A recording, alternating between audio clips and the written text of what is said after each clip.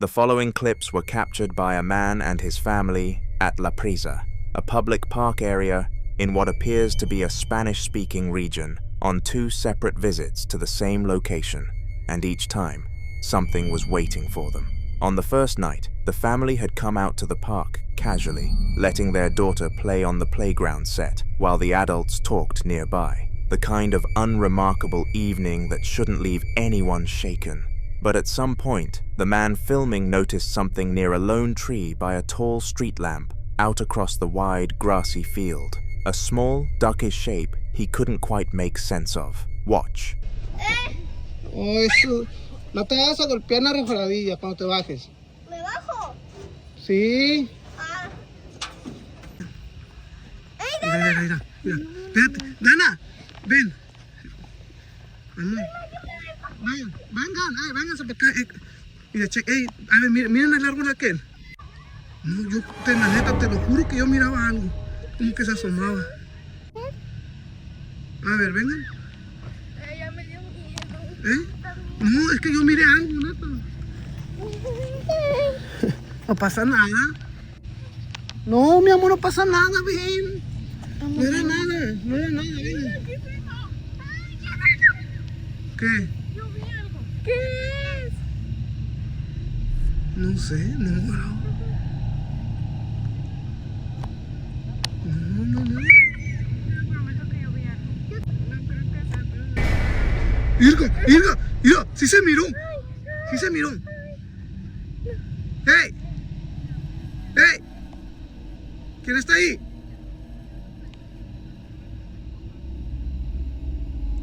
Yo sí miré, alcancé a ver algo. Mira, ¿te checaste? ¿Viste? ¿Qué es eso? A ver. Un animalito. Oh, mira. ¿Qué es eso? Ay, no.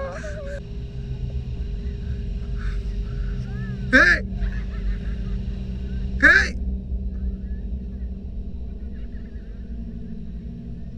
¡Brujo! ¡Asómate!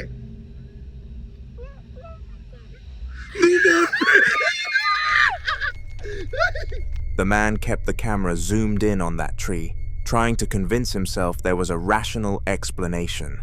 What peeks out from behind that tree trunk is a pale, elongated face, hollow eye sockets, no other discernible features, staring directly toward the camera for several long seconds before the whole family erupts into screams and runs.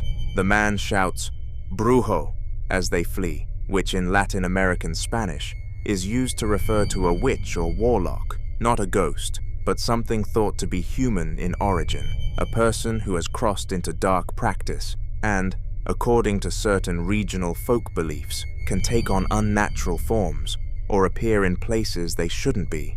That distinction matters because a brujo isn't just a spirit lingering somewhere. It implies intent and the idea that whatever they saw chose to show itself.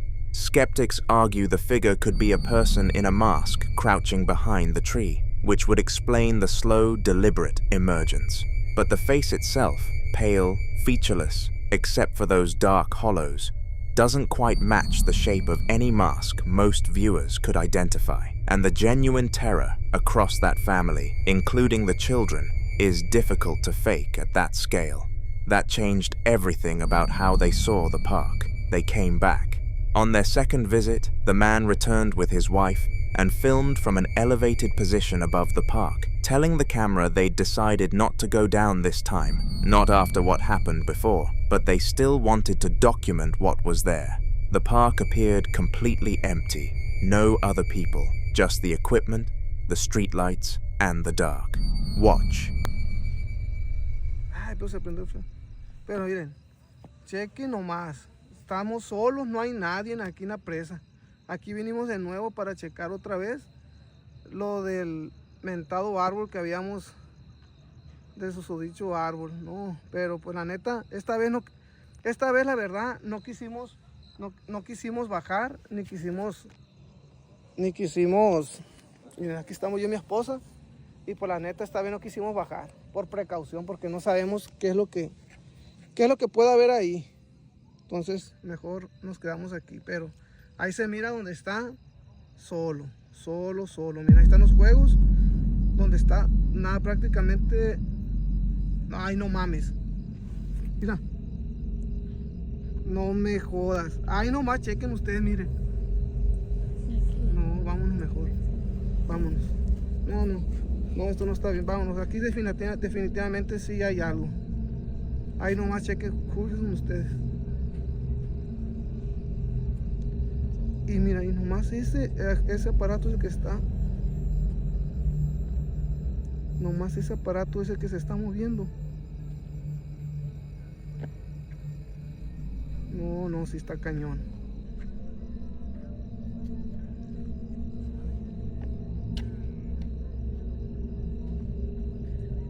Vámonos mejor. No, vámonos ya. Bueno, nos vemos. Aquí ya mejor ya. Hay que dejarlos a gusto a los fantasmitas que estén haciendo ejercicio. Bueno, vámonos mejor. No está. Vámonos. Bye. Multiple pieces of outdoor exercise equipment are moving on their own, back and forth, in the rhythm of people mid-workout. Ellipticals, a leg press, and then one machine in particular, a standing waist twister, begins moving with much greater intensity than the others, twisting steadily while everything else slows down, as though something has decided to focus its attention on that one spot. The man's wife quietly says, "Vámonos, let's go," and he agrees almost immediately. Before leaving, he jokes darkly that they should let the little ghosts finish their exercise in peace, which is either a coping mechanism or the only framework he had left for what he was seeing. Some viewers think the equipment was wind-driven, though the machines are designed with resistance mechanisms that require sustained force to operate, which makes natural movement harder to explain. Others believe that whatever they encountered near that tree on the first night hadn't left, that it was still there, unseen, going through the motions of being alive. Like and subscribe if you're enjoying watching this video. 2 visits, 2 sets of footage from the same location, and whatever it is still hasn't shown its face again, at least not yet. What do you think they actually saw?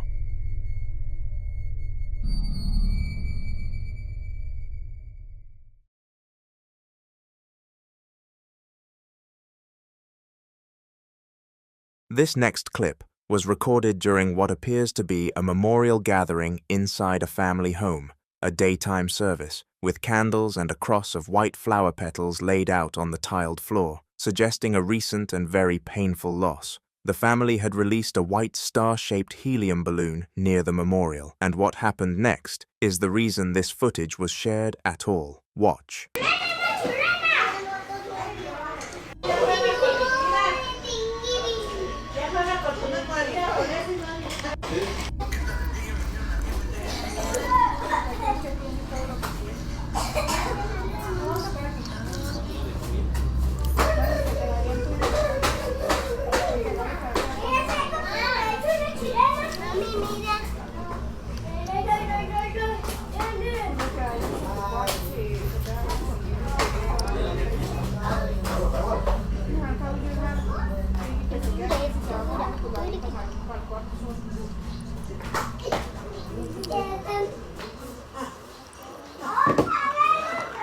The balloon drifts away from the memorial on its own, floats purposefully through a doorway into the next room, and descends directly onto the lap of a teenage boy, sitting alone on the edge of a bed, visibly heartbroken, hand pressed to his mouth, trying to hold himself together. It doesn't wander or bump along the ceiling the way a helium balloon normally would. It changes direction, lowers itself, and finds him. Many people who've watched this believe the balloon was being guided, that whoever was being mourned that day was making one final pass through their home, and chose that specific moment to reach the one person in the room who needed it most. Skeptics will point to air currents from the open doorway, and that's a reasonable argument. But if you watch the balloon's descent onto his lap, the shift in direction feels too deliberate, too targeted, to dismiss entirely. What do you think?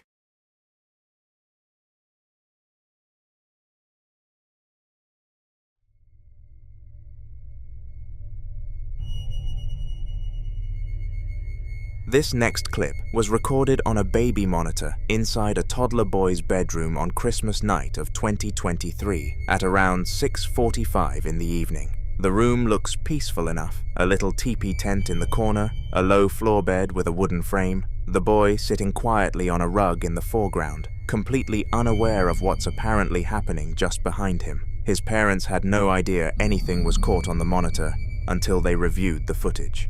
Watch. Someone please tell me what this scary motion in my son's room is.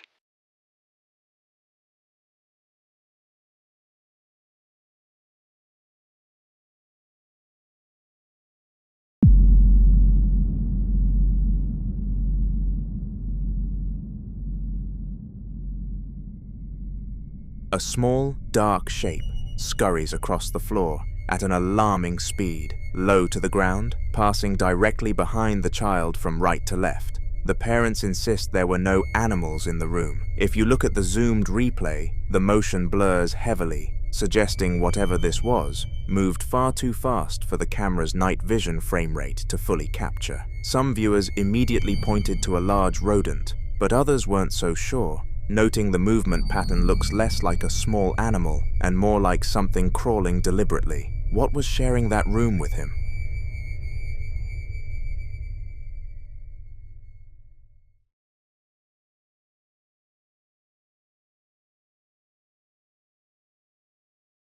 Now, in this next clip, there are no people, no investigators, no one moving through the frame, just a porcelain doll seated alone in a high-backed armchair, filmed at night under a single warm yellow light, while a vintage mantel clock on the side table reads approximately 9:43.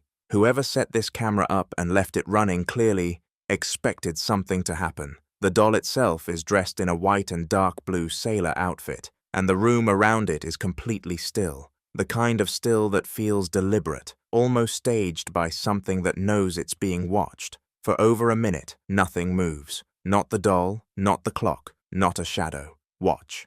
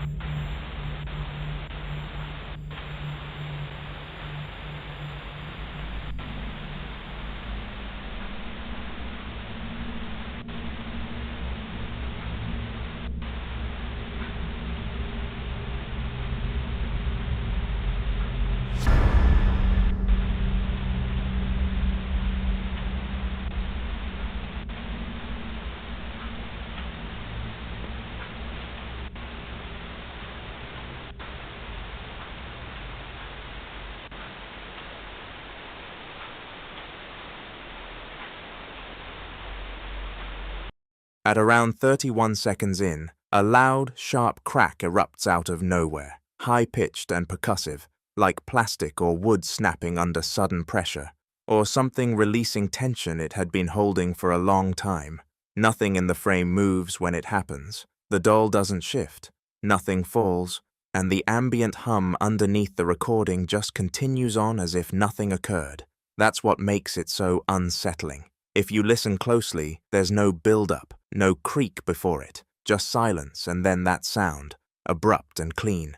Some believe haunted dolls act as vessels, objects that absorb emotional energy or spirit attachment over time, and that physical sound, cracking, tapping, movement, are how that presence makes itself known. Others think the clip is simply capturing the natural expansion of materials in a quiet room, but a sound that sharp, in a room that's still, with nothing visibly causing it, that's a harder thing to reason your way out of. What do you think was in that room with the doll? The following clip is about a man named Daniel Thompson, who occasionally returns to stay for a few days at the family home where he and his sister grew up. Recently, due to some accommodation issues, he's been staying there more often, and during those visits, he says he's begun noticing things in the house that he can't easily explain. According to Daniel, the strange feeling isn't entirely new. In fact, he believes something may have been present in that house since they were children. One reason he gives is his mother's unusual hobby. She has always been an avid collector, filling the house over the years with all kinds of strange antiques, dolls, puppets, and odd artifacts she picked up from flea markets, thrift stores, and estate sales. And one item in particular has always unsettled him, the dollhouse sitting in his sister's room. Daniel says that almost every time he walks past that room, he hears a faint knocking sound coming from inside. And for some reason, he's convinced the sound is coming from the dollhouse itself. Watch this.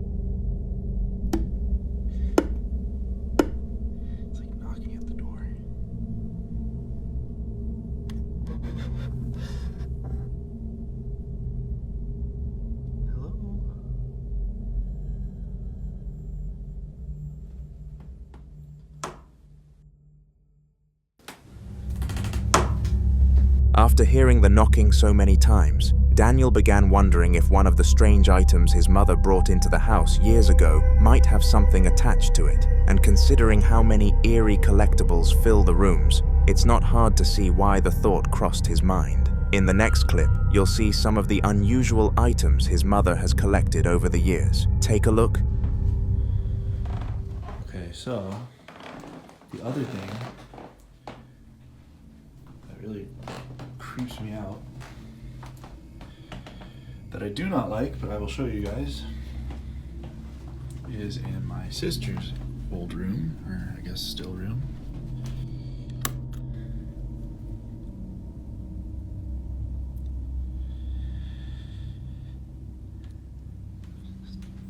Dollhouse. I don't know how to explain it. The only thing I can say that has happened with it is sometimes when I walk by, or like I go, the bathroom's back there, and I walk through and I hear like tapping coming from this room. It's like it's like yeah, it's like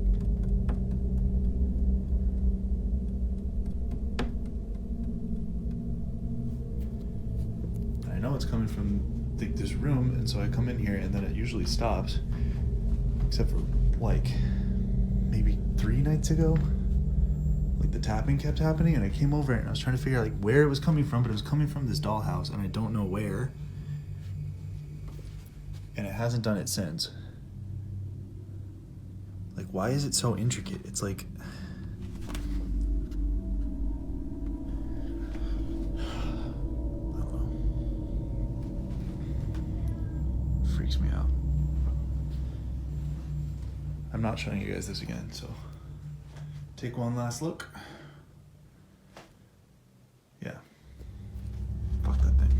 His mother has several old dolls, puppets, and handmade figures, some of which already look unsettling even before anything strange happens. But viewers watching the footage noticed something that Daniel didn't mention right away. Toward the end of the video, just before he says, "Freaks me out," many people claim they can hear what sounds like the faint voice of a young girl somewhere in the background. And then there were the comments about one particular doll, the red one in the beginning of the clip. Several viewers said the doll had what they described as bad juju written all over it, with others pointing out the puppet beside it also looked unusually sinister. But according to Daniel, those aren't even the creepiest dolls in the house. There was one they absolutely couldn't stand while growing up. Watch this.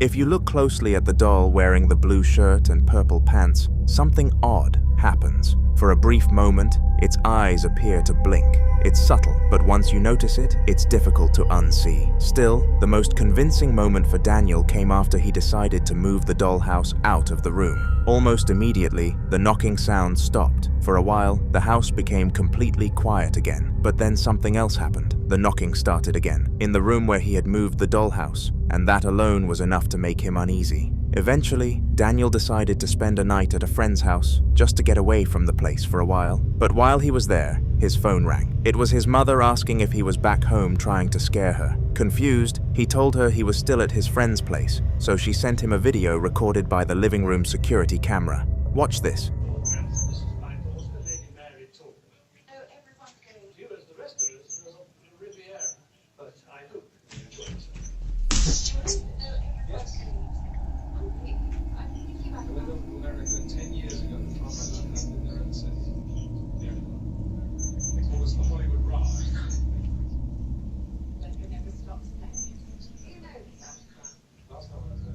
In the footage, the living room appears completely empty, but after a few seconds, faint footsteps can be heard moving through the house. At first, she thought Daniel might be playing some kind of prank, but after confirming he wasn't home at all, the situation suddenly felt a lot more serious. For the first time, she started wondering if something else might actually be moving through the house, and if the sounds really were coming from whatever was inside that dollhouse, then moving it may not have solved the problem. It might have just moved the problem somewhere else. Until more updates come from Daniel and his family, all anyone can do for now is hope whatever is happening there doesn't get worse.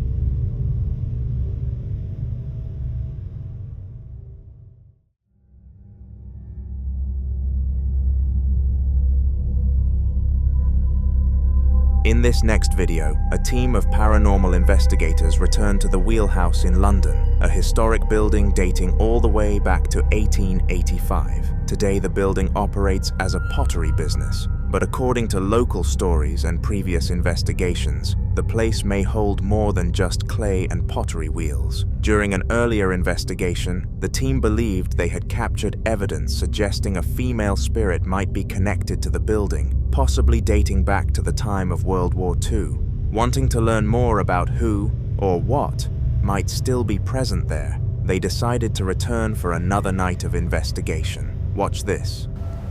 The lady that wanders here that leaves the smell of a fragrance, a perfume. What was that, Phil? I heard knocking. Did you hear knocking? I don't know. It was as soon as I mentioned the lady. While Phil, one of the investigators, is speaking about World War II and the history surrounding the area, something unusual happens.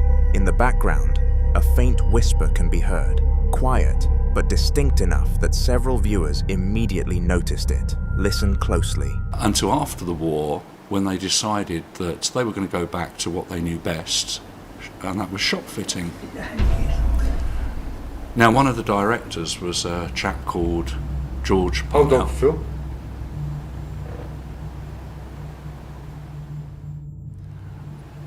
Until after the war, when they decided that they were going to go back to what they knew best, and that was shop fitting. Now, one of the directors was a chap called George. Hold on, Phil.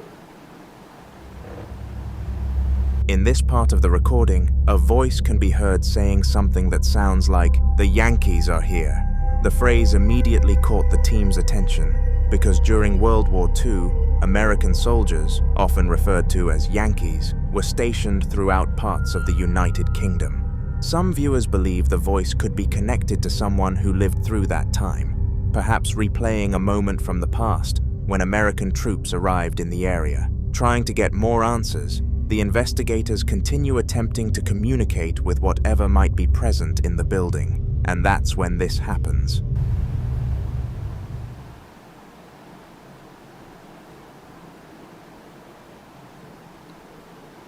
Well, last time we were here, this particular area we're sat in now, we heard quite a few noises.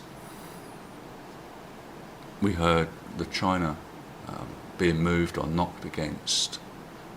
Could you do that again, perhaps on... What's that? It's the REM pod going into alarm. The temperature's gone into alarm.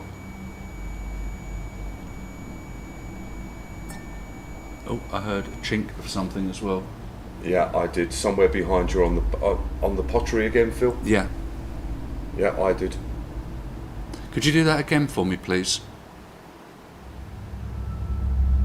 Suddenly, the REM pod, a device used by investigators to detect electromagnetic disturbances, goes into alarm. According to the team, the device reacted at the same moment they felt a sudden drop in temperature in the room. Then, almost immediately afterward, a sharp sound echoes through the building, like a piece of pottery being struck or knocked over somewhere nearby. The investigators pause, waiting to see if anything else will happen, and before long, they hear something else. Watch this.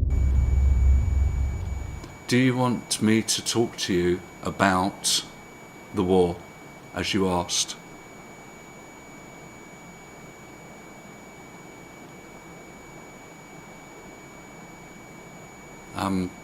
If you do, could you knock maybe the pottery again or bang on the table?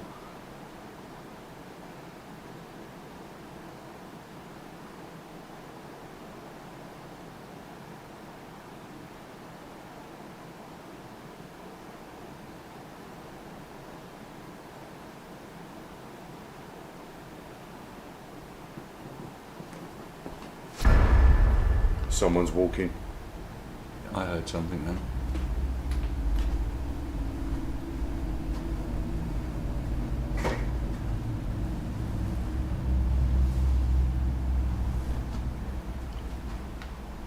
Just heard footsteps.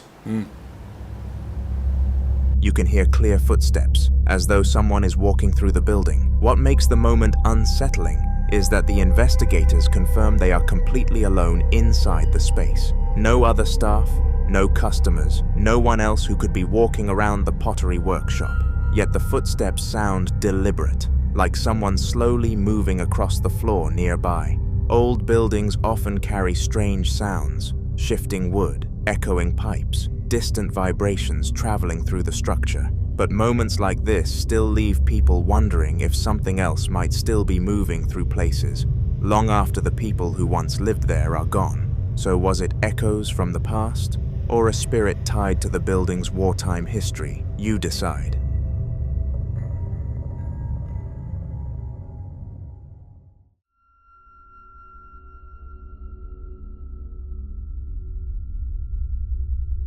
Now in this next video, a woman named Genevieve hears something that catches her attention late in the evening. From another room, she can hear her young daughter talking, not just babbling or playing, but clearly speaking as if she's having a conversation with someone. Curious and a little confused, Genevieve calls out to her daughter, asking who she's talking to. A moment later, the little girl begins walking out of the dark room toward her mother. But as she steps out, something else appears in the footage. Watch closely. Lorelei, come here. Lorelei, who are you playing with? What are you doing?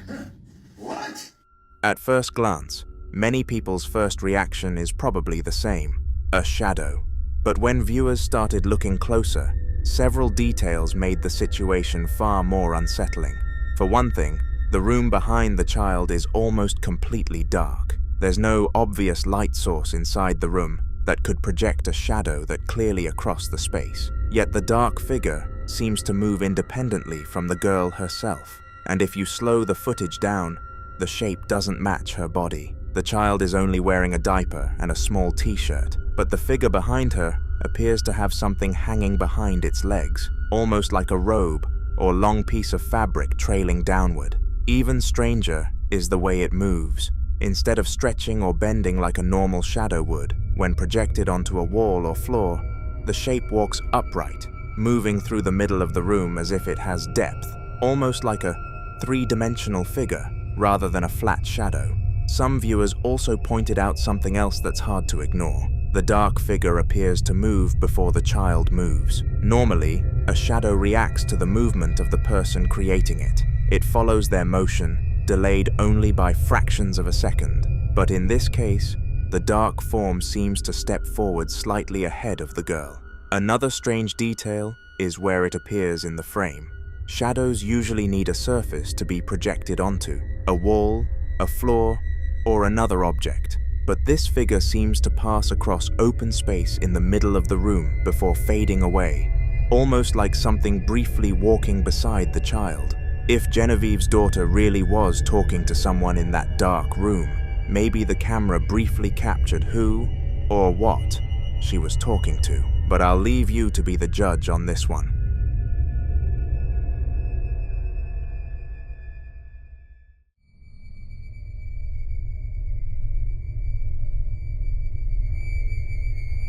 The following video revolves around something that, at first glance, sounds impossible. A phone that keeps ringing even though it has no power connected to it. The phone has been sitting inside the house for years, an old landline model that the family kept mostly as a decoration after it stopped working. But recently, it started doing something strange. Watch this. This haunted phone rings without power.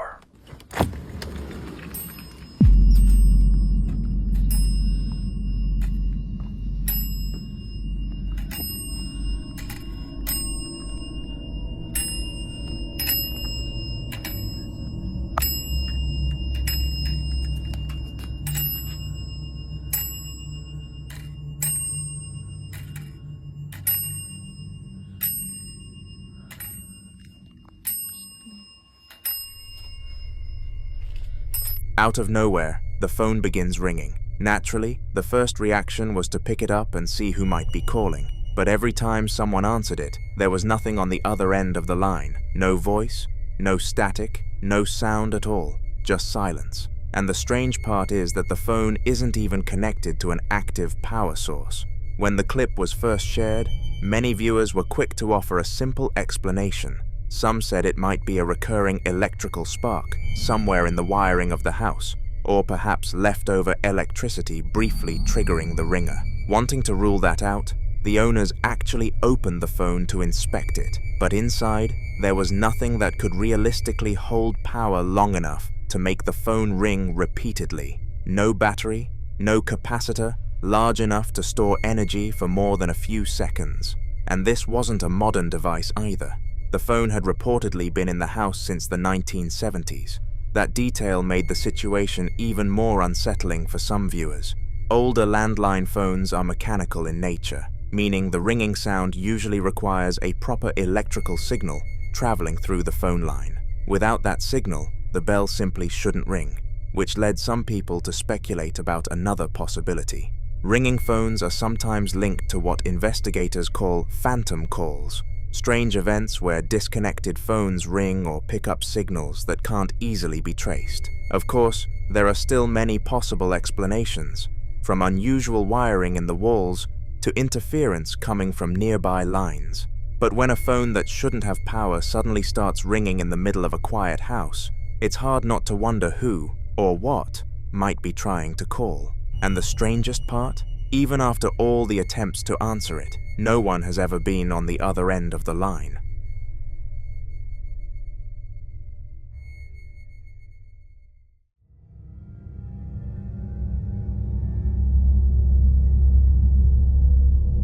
Now in this next video, a man named Nate, someone already recognized for the strange activity that has been happening inside his home, records something unsettling while visiting a cemetery for work. At first it was faint, like something shifting or moving and somewhere between the rows of graves. Since he knew he was the only person there at the time, the noises immediately put him on edge. Watch this. I heard you over there. I heard you moving around. Let me know you're here. Close that door. Yes, this is your cemetery, I know. I'm just trying to keep it nice for you. Keep it maintained and looking nice, out of respect. I'm not trying to So I'm hearing shuffling now. It sounded like it was behind the cement mixer. Fast footsteps or something that was back there. Clearly you can see there's nothing back there. So, I'm not sure what that was. Gotta reach behind there.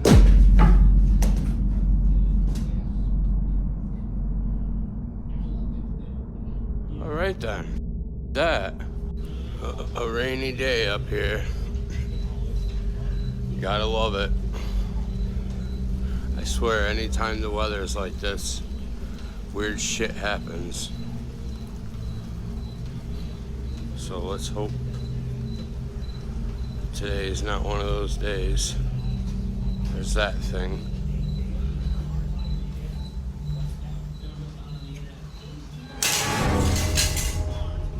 Holy f***.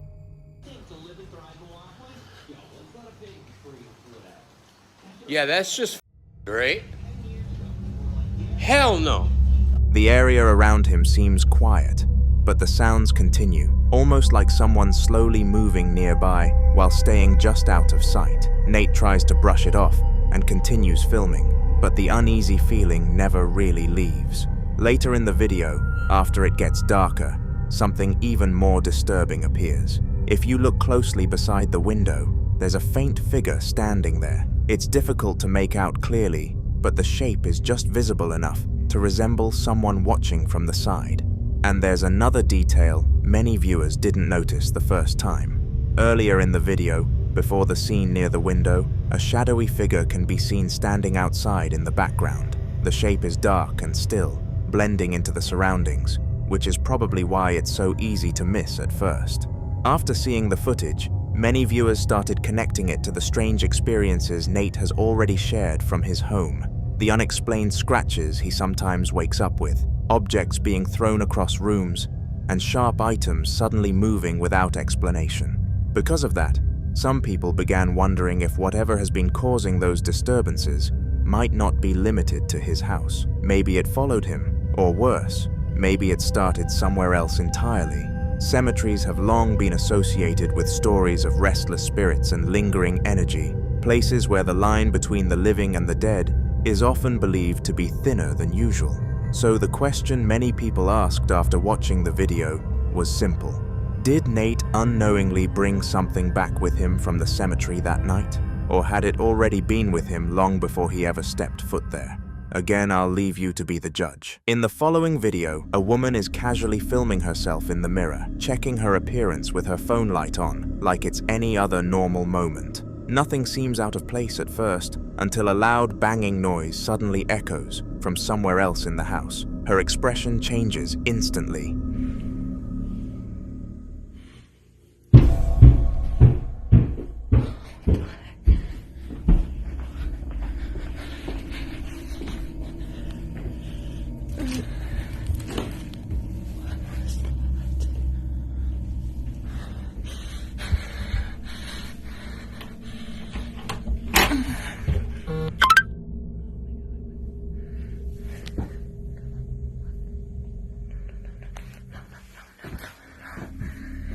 She turns the camera and slowly walks toward the sound, her footsteps cautious. The noise leads her up the stairs, and by the time she reaches the top, her breathing is noticeably heavier, a mix of nerves and adrenaline. She pauses in front of the attic door for a moment before finally pulling it open. The attic is completely empty. No movement, no animals, no loose objects that could explain the sound. She scans the space with the camera, clearly confused and shaken, before backing away. Whatever caused the banging had completely vanished, leaving her alone with the unsettling realization that the noise came from somewhere she couldn't explain at all.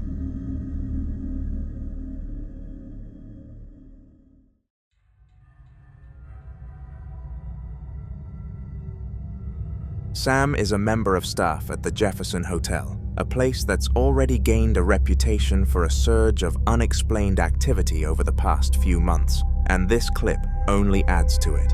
He shared this CCTV footage after another strange incident left him completely shaken. Take a look. Here's the shirt pulling episode.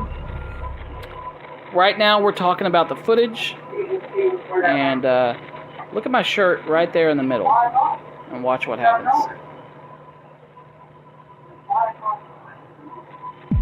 Right there. So we both react, and you can see right here, I'll do it in slow motion and show you. Right there, hold on. Right there. The shirt just gets pulled a little bit. And then, here's our reactions. I gotta turn it down because there's some cussing going on, because we were in such disbelief. But you'll be able to see, I'm like trying to describe to her the feeling I got. It was such a weird feeling. And again, I can't say it's anything paranormal.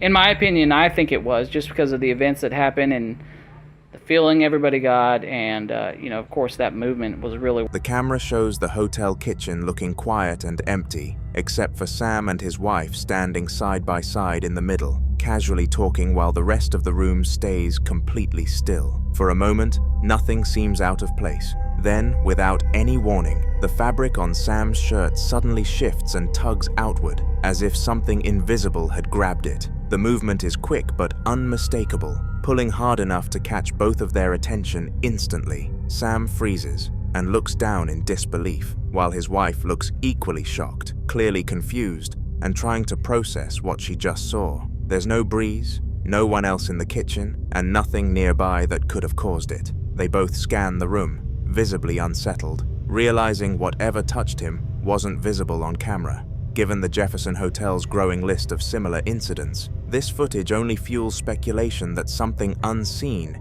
is still actively moving through the building. And according to Sam, this was far from the last strange thing to happen there.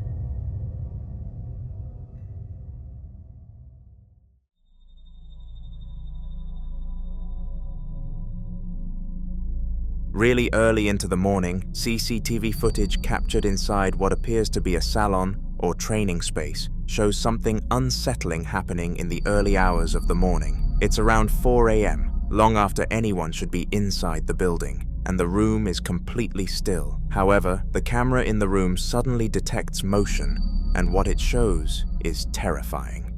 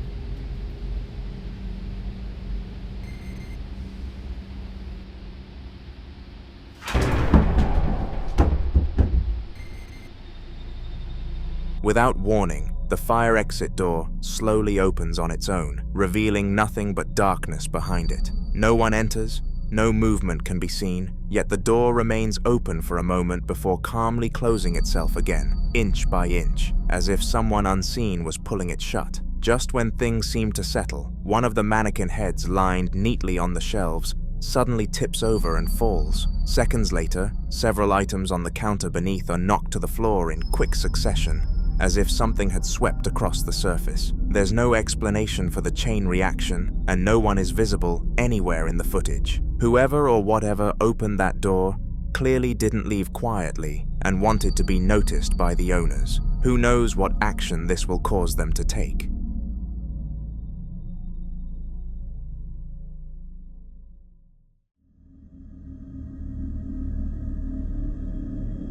A father is always going to respond when their baby cries, especially in the middle of the night when the house is meant to be silent. That's exactly what Matt did when loud, panicked crying suddenly echoed through the hallway, sounding exactly like it was coming from his son's room. Without thinking twice, he rushed out of his bedroom, not knowing the living room camera was already recording what happened next.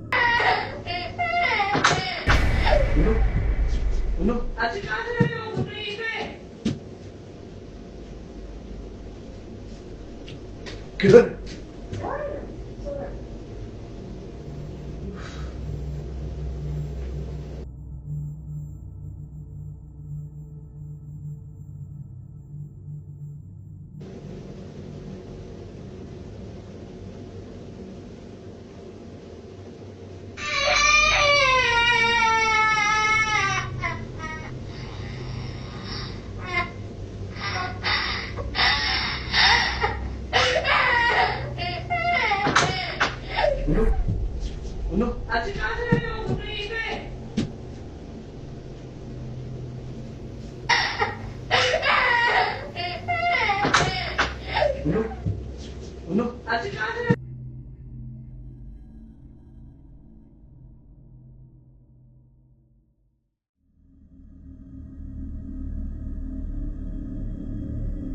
As Matt runs down the hall, something disturbing appears in the corner of the footage.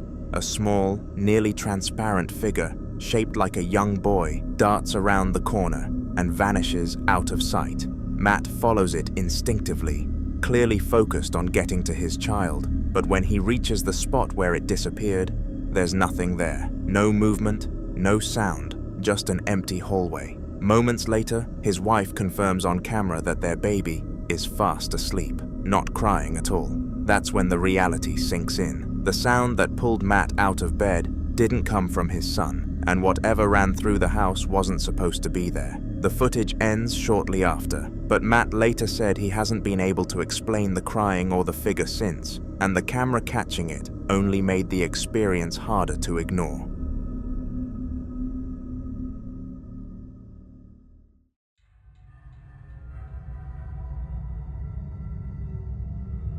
Mr. Fender was filming a regular TikTok, nothing paranormal intended, just showing his followers how powerful his new lights were. He headed out into the woods at night to demonstrate the brightness properly, completely unaware of what was about to be revealed.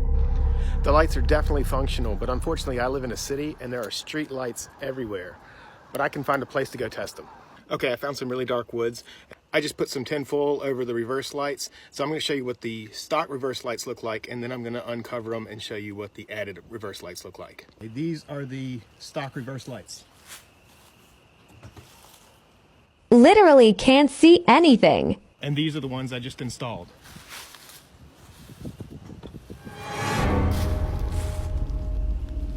Look how friggin' bright that is. This is amazing. Yeah, so these are not just for looks. As he switches the light on, the beam floods the trees ahead, lighting up the area far more than expected. For a split second, something horrifying is visible. Wrapped tightly around the trunk of a tree just ahead is what looks unmistakably like a human arm, pale and thin, clinging to the bark. Almost immediately, as the light fully hits it, the arm pulls back behind the tree and disappears from view. Mr. Fender keeps talking, completely oblivious, continuing his demonstration like nothing happened. But viewers noticed it instantly. The comments flooded in, people replaying the clip frame by frame, all pointing out the same thing he never saw. There was no one else with him, no prank, no explanation for how an arm could be there and vanish that fast. The woods were silent, and Mr. Fender never reacted, making the moment even more disturbing. Whatever was hiding behind that tree clearly did not want to be seen, and the only reason anyone knows it was there at all is because the light was just a little too effective.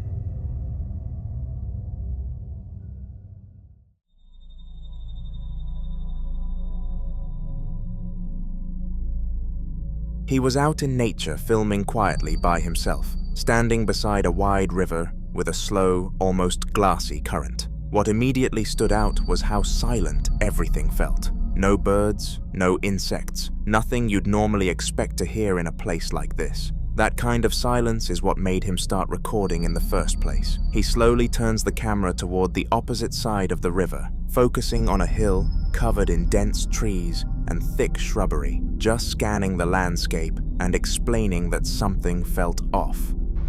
Hay gente que hay. Mira, les voy a mostrar algo.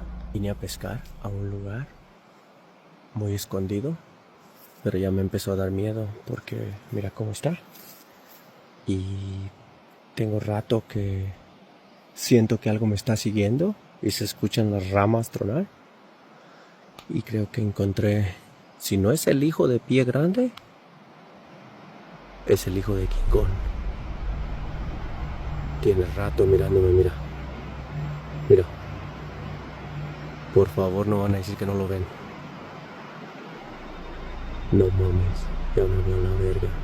Ánimo. As he zooms in, a strange figure becomes visible within the trees. It's hard to make out and stays idle. The shape doesn't look like a regular animal, and it's far too large to be a person given how remote the area is. The camera shakes slightly as he tries to keep it in frame, clearly realizing he's caught something unusual. After the clip, the man said he left the area immediately, shaken by how quiet it had been and how closely the figure resembled a Sasquatch. Many who've seen the footage believe it could be Sasquatch, especially given the size, posture, and the unnatural stillness of the forest right before it appeared.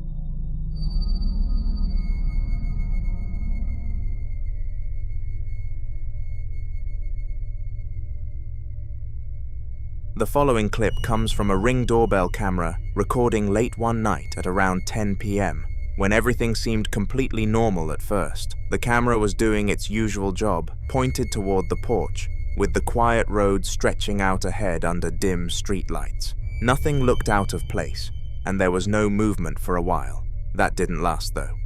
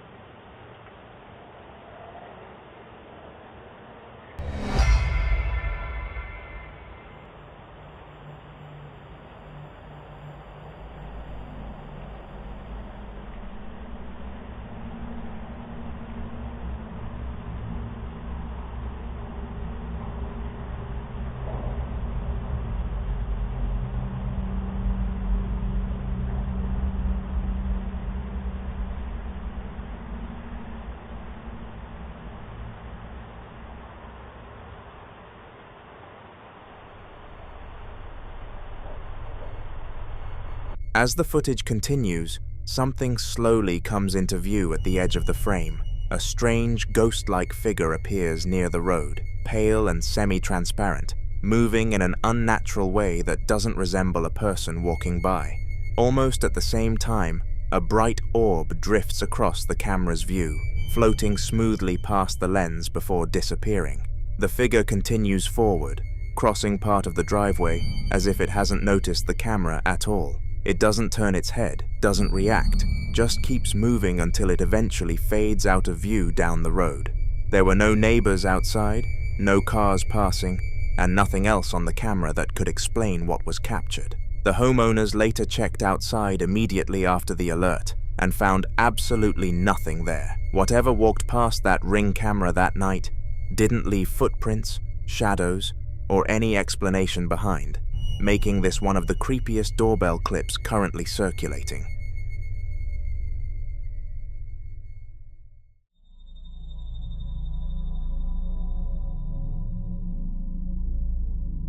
For anyone new here, Ian is a well-known ghost hunter who spent years documenting some of the most unsettling abandoned locations across the Midwest. And this next clip is a direct continuation of his exploration inside the same notoriously haunted factory. By this point, the activity had already escalated, but what happens next is one of the strangest moments he's ever caught. Dude, how do you explain that?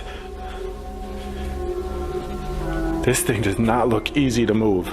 Not at all. Yeah, dude, this thing, there's no way. There's no way. Oh, dude. What the f? Wait a minute. Are you taking that thing? Oh my God. All right, that's it. I'm done. Oh my gosh. That thing is freaking moving all over the damn place.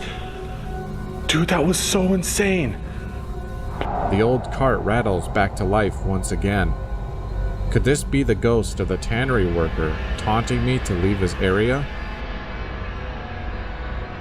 All right, I'm gonna let you get back to work, okay? Holy shit. Ian is filming deep inside the factory, slowly scanning the room, thinking about how heavy and oppressive the atmosphere feels, when his camera lands on a large metal cart, sitting completely still on the concrete floor. There's no wind, no slope, nothing around it. As he continues talking, the cart suddenly shifts, then begins sliding across the floor on its own, as if someone invisible had grabbed it and pulled. Ian immediately reacts, backing up while keeping the camera locked on it, showing there's no one nearby and nothing attached to it. The movement is smooth and deliberate, not a sudden jolt or vibration, which makes it even harder to explain away. Moments like this are why Ian believes this factory is one of the most active locations he's ever investigated, and judging by what follows later in the video, whatever was moving that cart wasn't done interacting with him yet. The following video was captured by a man who had already grown used to being woken up in the middle of the night by things he couldn't explain, to the point where it had become a routine, something he no longer questioned immediately, but instead documented, almost as if he knew that whatever was happening would eventually show itself on camera. Before this night, he had been dealing with faint knocks at odd hours, objects shifting slightly out of place, and moments where he would wake up feeling like someone had just been standing over him, watching, only for the room to be completely empty when he fully opened his eyes. Over time, it became harder to ignore, especially when he started hearing low sounds at night, scratching, dragging, and at times something that almost resembled breathing, close enough to feel real, but never visible long enough to confirm. So when it happened again that night, when a loud sound suddenly pulled him out of sleep, he reached for his phone, hoping to finally catch something clear enough to explain it all. What he captured instead only made things worse. Watch.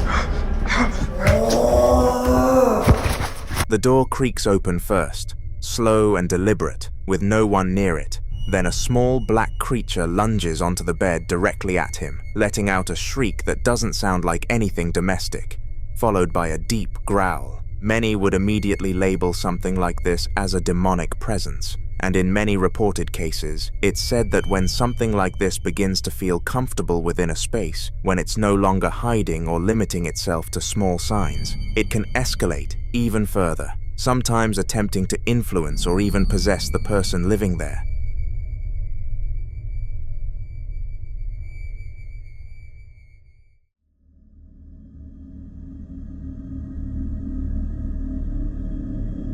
In this next clip, a man in Chihuahua, Mexico, had been running a studio space he'd been using for work. A cluttered, horror-decorated room filled with vintage masks, a porcelain doll, and a large, ornate mirror. He'd already lost a week's worth of security footage because the cloud trial on his camera system expired before he could save anything locally. Then, on a Tuesday night, while he was away recovering from an eye injury, his security camera triggered a movement alert at 9:10 p.m. He ignored it at first. It wasn't until Thursday that he finally came back to check, and that's when things got harder to dismiss. Watch.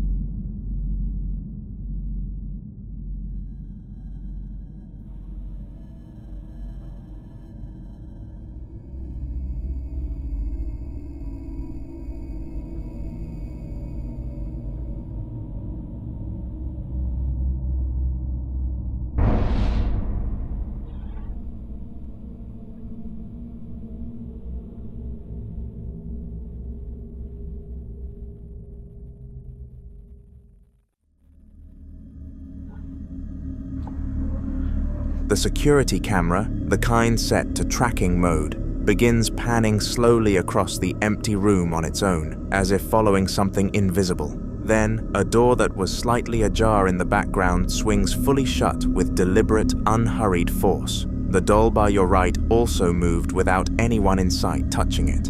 When the man arrives with his handheld camera that same night, he walks to a corner of the floor near the desk, a floor he says he'd left spotless, and points the light downward. Have a look. Un poco.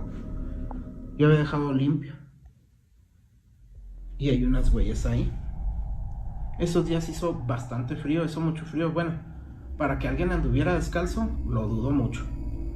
Para la gente de aquí de Chihuahua sabe que no se puede andar uno descalzo en la calle.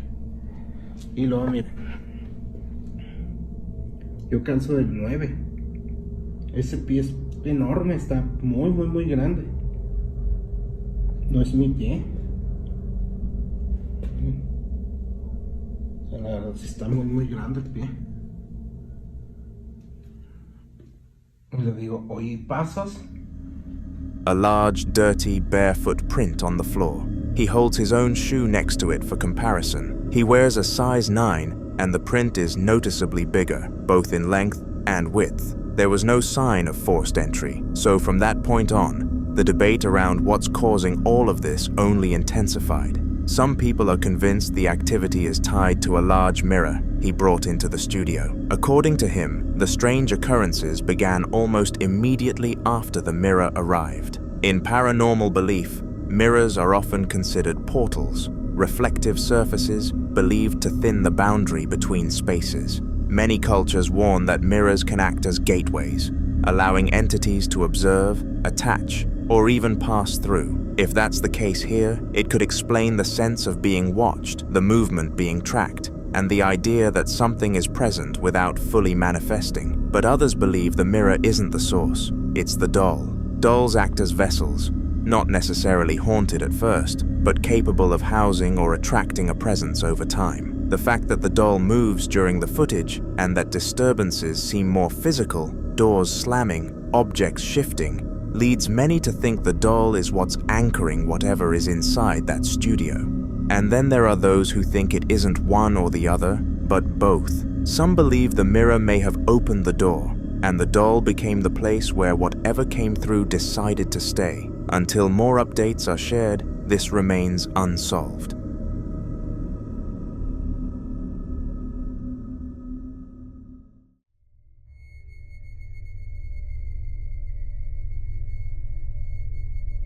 Now in this next clip, a couple decides to do something many people would strongly advise against. Sitting together in a darkened room, candles flickering around them as they place their hands on a Ouija board and ask whatever might be listening to make itself known. Watch. Before this moment, they had already experienced strange activity in their old apartment, which was located right next to a hospital, a detail that, for many people, immediately raises questions, because places like that are often associated with intense emotional energy, loss, and unresolved moments that some believe can linger. They reported hearing unexplained sounds, feeling watched, and noticing subtle disturbances they couldn't explain, which led them to wonder if something might have attached itself to them. So when they moved into their new place, instead of leaving it behind, they made a decision that would change everything, using the Ouija board to find out if whatever they had experienced before had followed them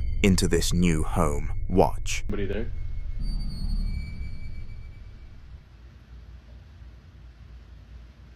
Is anybody there? Can you give us a sign? Can you give us a sign?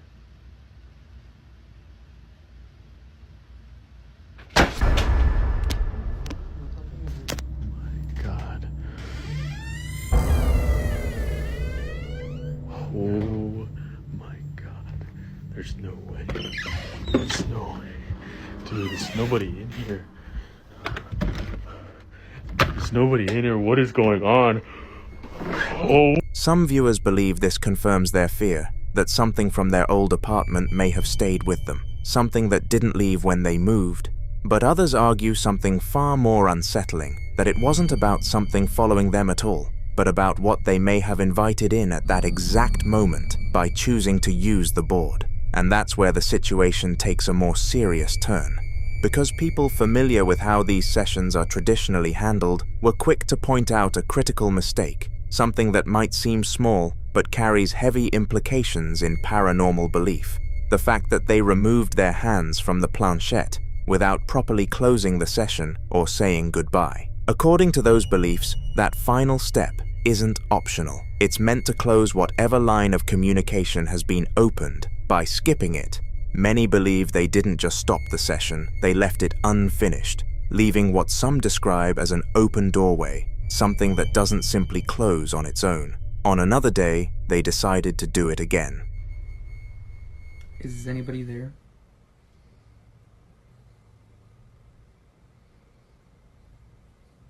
Is anybody there?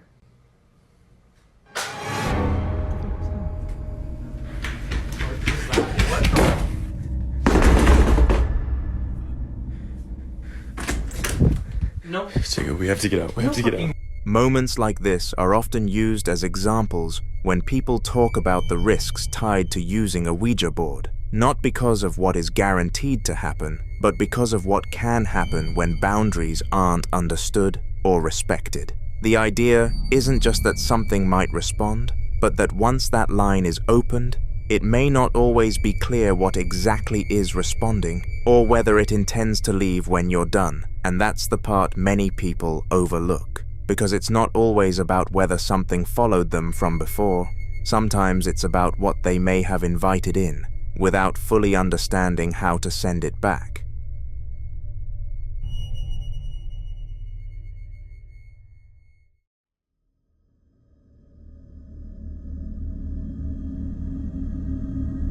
This next video was recorded by a man who has been documenting what he describes as an increasingly aggressive haunting inside his home. And by the time this footage begins, He's already terrified before he even reaches the bottom of the stairs. It started with smaller disturbances, noises in the night, his dog refusing to behave normally downstairs, a growing sense that whatever was in the house was no longer passive. He blames the spirits for recent bad luck in his life, including a car accident, and on this particular night, he grabs his phone and heads downstairs because something has set his dog off again. Watch. Nouvelle vidéo, on entend du bruit, mon chien s'est énervé d'un coup. Devient catastrophique. Les esprits deviennent agressifs. Oui, j'arrive, ma fille. Et pire, c'est qu'ils me partent la poisse. Là, il y a 2 jours, les gendarmes m'ont rentré dans la voiture. Elle était devant chez moi, mais la voiture est épave. Beaucoup de chance. Beaucoup de chance. Et l'excuse, c'est le keuf avait une poussière dans l'œil. Vous y croyez, vous? Ben, moi, malheureusement. Oh putain, c'est quoi ce bordel encore, putain. Ça fait que ça, c'est incroyable. On essaie de trouver des solutions, mais il n'y a rien qui marche. Cherche, mon chien, cherche. Il y a quelque chose? Oh putain!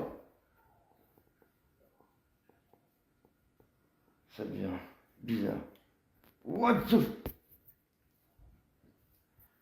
Oh putain, ça m'a piqué. Ah!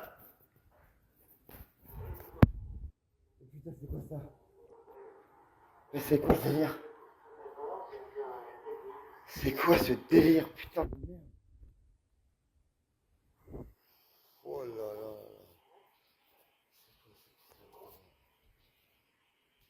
Putain, c'est quoi ce délire?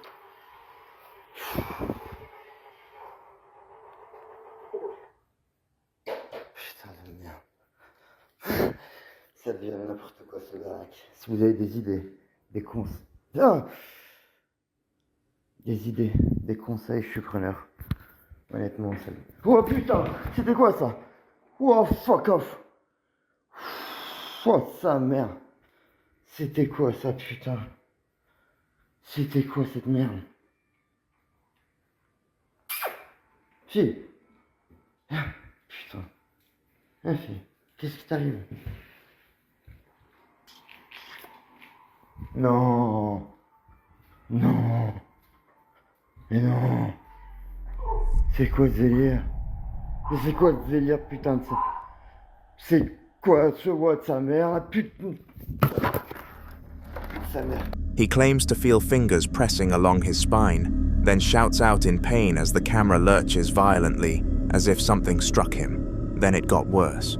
The television switches on by itself, blasting loud, dramatic music into the dark room, and his dog stands near the glass door, with her tail tucked, too frightened to move. He uses the remote to shut it off, but within minutes, it turns back on, this time changing channels and raising its own volume, while the remote sits on the floor in front of it. Some viewers immediately pointed to poltergeist activity, a term used to describe a type of disturbance associated with physical force and object manipulation rather than a simple haunting.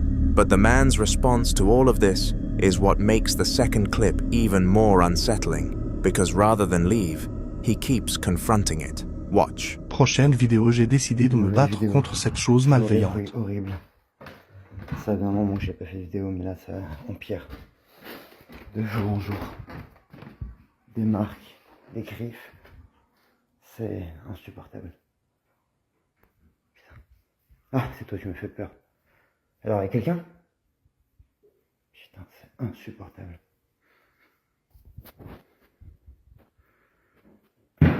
Putain. Putain, c'est quoi cette merde encore? Non, mais c'est pas possible.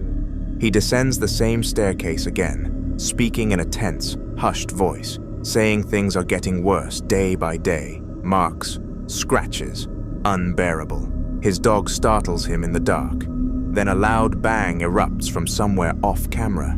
The camera whips sideways, and from inside a closed toy chest, a child's musical melody begins playing on its own. He opens the lid. The music cuts off the moment he slams it shut. For some viewers, a toy activating inside a sealed chest with no one near it lands differently than anything electronic. It feels deliberate, like something announcing itself. And if that's true, The question isn't whether it's still down there, it's whether it ever planned to stop.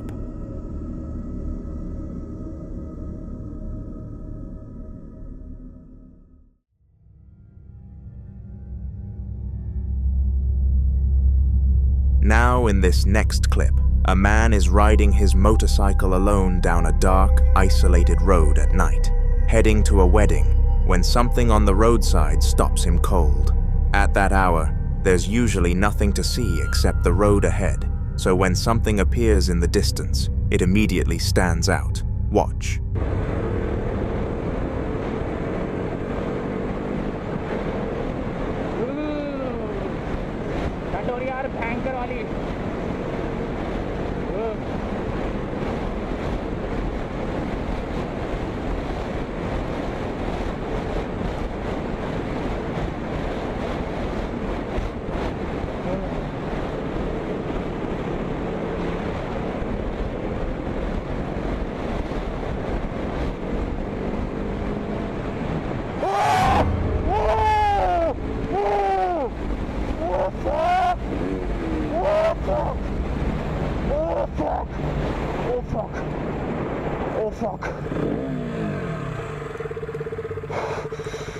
Fuck, man.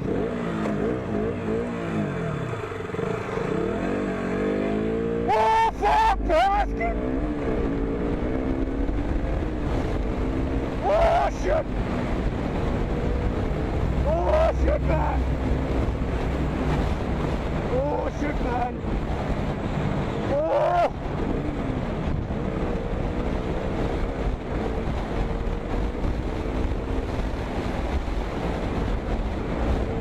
As his headlight stretches forward, it catches the outline of a figure walking along the road, tall, pale, and unnaturally still in the way it carries itself, not reacting to the approaching motorcycle, not stepping aside, just continuing forward, like it doesn't even acknowledge him being there. And that's where it starts to feel wrong. Some viewers believe what he encountered could have been a ghost, the kind often described in roadside sightings, figures that appear briefly, usually at night, sometimes tied to past accidents or tragedies, known to show up without warning and disappear just as quickly, leaving the person who saw them questioning what they just experienced. So if you were riding down that same road, alone, and that figure appeared in your headlights, would you slow down and try to understand what you're looking at? Or would you keep going and not look back?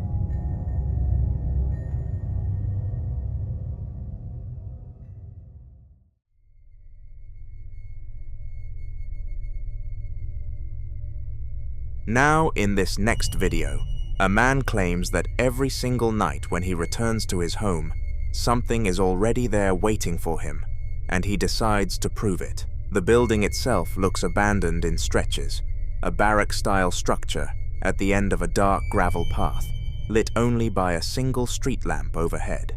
One night, he hears footsteps like someone running around the house. Shortly after, this happens.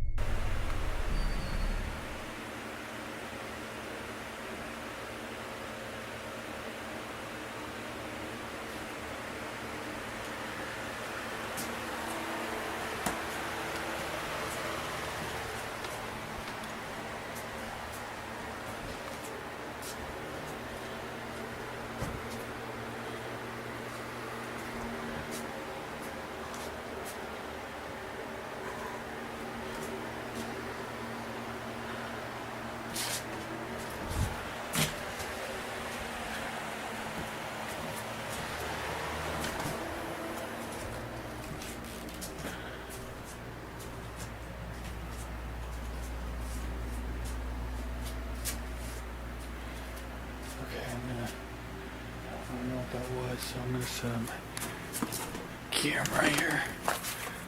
Watch down the hallway.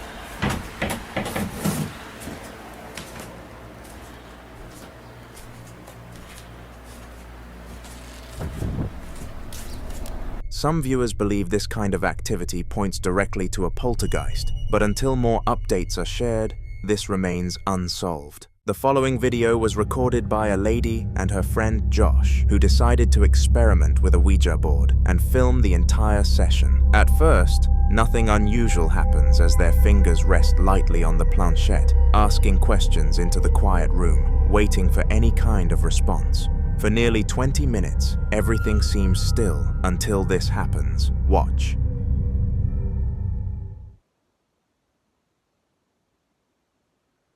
Blow out a candle if you're here.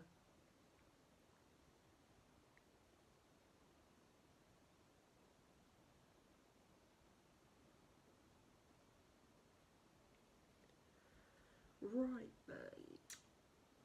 Lol. Maybe he's not here. Oh, we're assuming it's gender. Are you male yeah. or female? Yeah. Are you male or female? Are you both? Are you a male?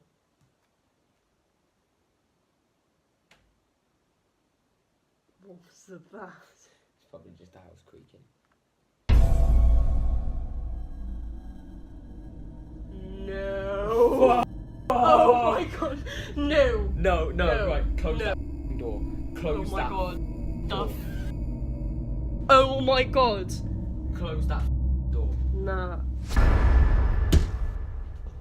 I'm gone. No. I'm. Without warning, a door behind them slowly opens on its own. She quickly gets up, clearly shaken, and walks over to close it. But another door suddenly slams shut with force, louder, sharper, and impossible to ignore. Ouija boards have long been associated with attempts to contact spirits. Many believe they don't just allow communication, they act as invitations. Invitations for something unseen to step closer, to listen, and sometimes to follow. What makes situations like this especially concerning is one rule that experienced users always warn about. Never remove your fingers from the planchette without properly ending the session by saying goodbye. According to paranormal belief, saying goodbye isn't symbolic. It's a way of closing whatever was opened. Without it, the connection is believed to remain active, leaving whatever answered free to linger. And in this video, viewers noticed something disturbing. When the door first opened,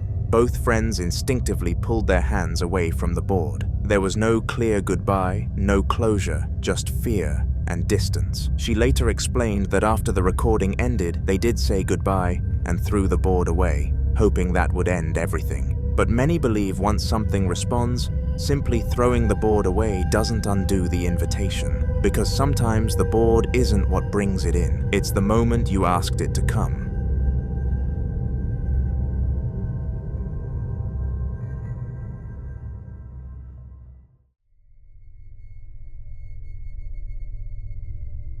In this next clip, two friends decide to explore the basement of Danvers State Hospital.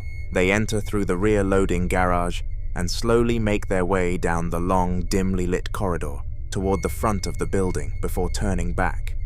The place is quiet, too quiet, the kind of silence that feels heavy rather than empty. But while they were walking, something else may have been down there with them, and although their eyes didn't catch it in the moment, the camera did. Watch.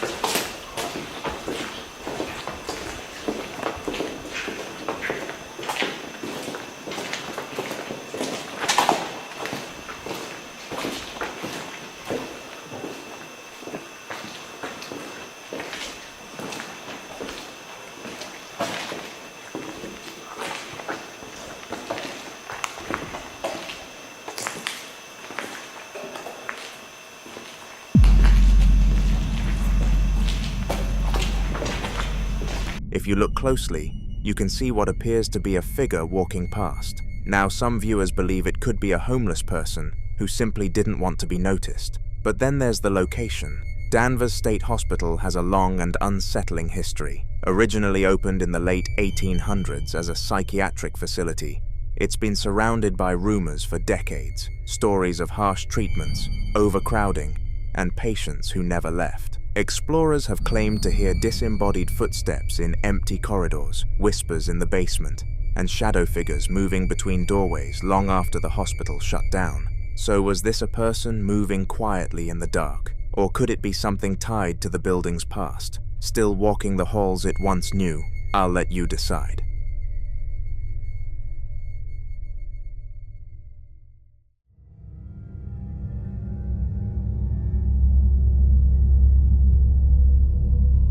Now in this next video, a woman who enjoys collecting haunted dolls captures something unbelievable. Watch this.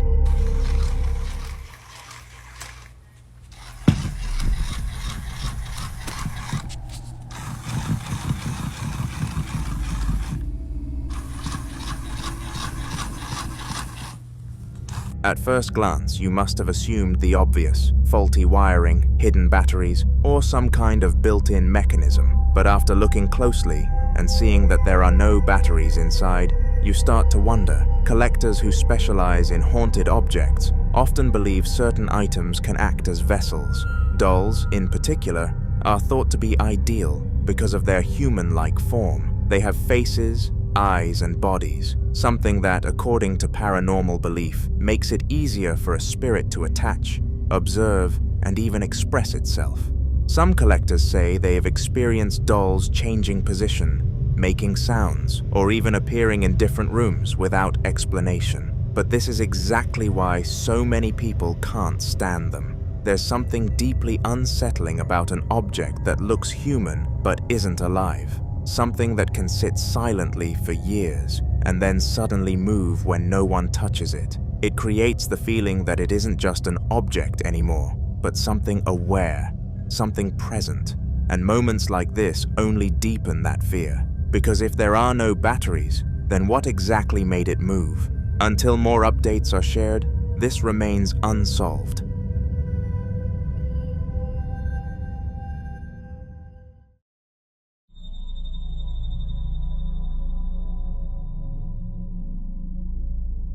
The following video comes from a man who, for weeks, kept waking up to find his kitchen in complete disarray. Cabinets left slightly open, utensils on the floor, and containers knocked over.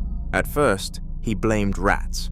It was the only explanation that made sense, especially living in an area where rodents weren't uncommon. But something about it didn't sit right with him. Some of the objects being moved were heavy, solid containers, and things that would require real force to push off the counter. Still, he tried everything: traps, repellents, sealing entry points. And yet, every morning, the mess kept coming back. Eventually, he decided to install a camera in his kitchen, hoping to finally catch whatever was responsible. And what he captured left him shaken. Watch this.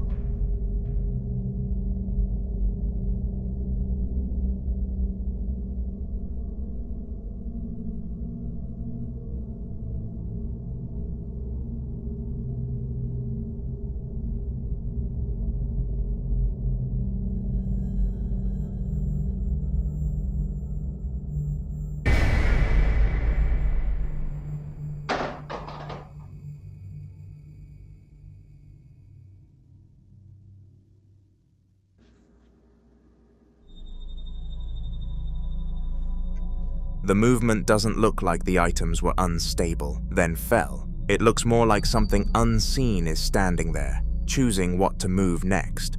Some believe this could be a poltergeist, a type of entity known not for appearing, but for interacting physically with the environment. Unlike apparitions that are only seen briefly, poltergeists are often associated with repeated disturbances, objects being pushed, thrown, or displaced without warning, and the kitchen, being a central and active part of any home, often becomes a focal point. What makes this more unsettling is the pattern. This wasn't a one-time incident. It happened repeatedly, night after night, almost like whatever was there had grown comfortable, confident enough to act openly. He fears this is only the beginning, so we can only hope he gets all the help he needs.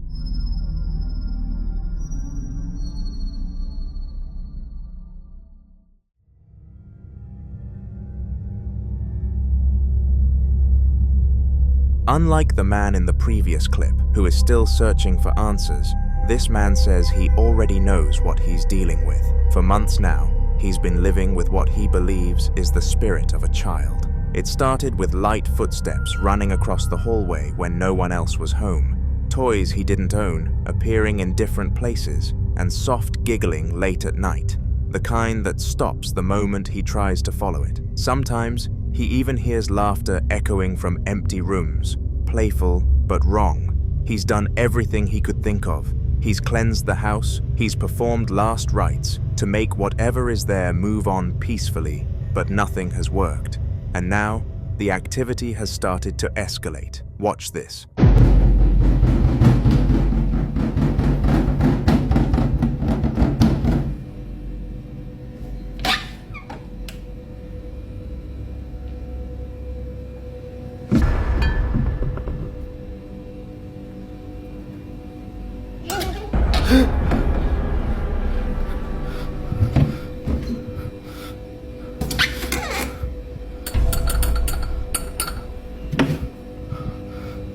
First, the kitchen cabinet. Then you can hear something giggle.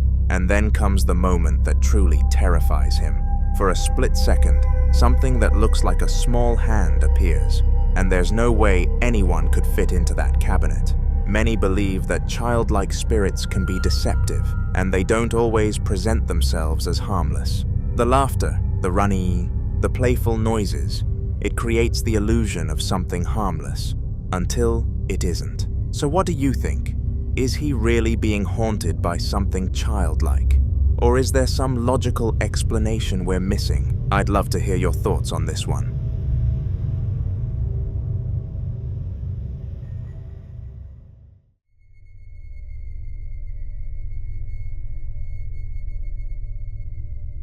In this next clip, a guy and his friend are playing card games, enjoying what was supposed to be a normal, quiet night, when suddenly, the bathroom door starts doing this. Bueno, te dejo primero. Listo, te regalaste. Truco. Quiero. No, dale, boludo. No le des bola, no le des bola, no le des bola porque es peor. No le des bola, ¿qué hora es? ¿Qué hora es? Son las 3 de la mañana. Las 3 de la mañana. Siempre arranca los redes, no le des bola. Hace cuenta no pasa nada porque si no es peor, boludo. No, dale, a mí me da miedo. No le des bola. Dale, juega, boludo, dale. No es nada, son ruidos nomás. No, ni en pedo eso por la aguja de mierda esa me hiciste jugar otra vez. Si salió re mal, ni nos contactamos, dale, juega. Ahí te está, para. Apaga la luz. No apague nada. Apaga la luz. No apague nada. Apágala. No, ya está. Para. Vámonos. Para que le voy a preguntar. No apagué. No seas cagón, para. ¿Por qué no quisiste hablar con nosotros ayer? No pregunté nada. Para. Para que, a ver, vamos a probar, para. Manifestate si estás acá. Ya está, boludo. Ahí está.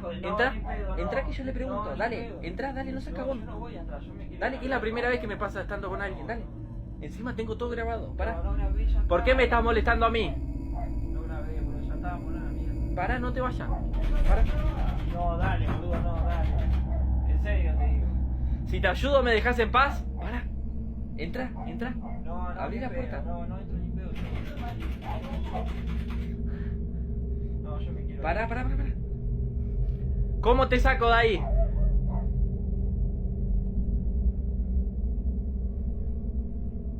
¿Moriste hace mucho? entra, ¿podemos entrar a verte? Entra, dale, dale, no seas cagón, entra. No, a mí me da un recagazo. Dale, por favor, entra que te grabo de acá, dale. Entra, boludo, dale. Prende la luz. Pará, déjame a mí, vení, déjame a mí. Pará. No hay nada, boludo. Vamos a salir, salí.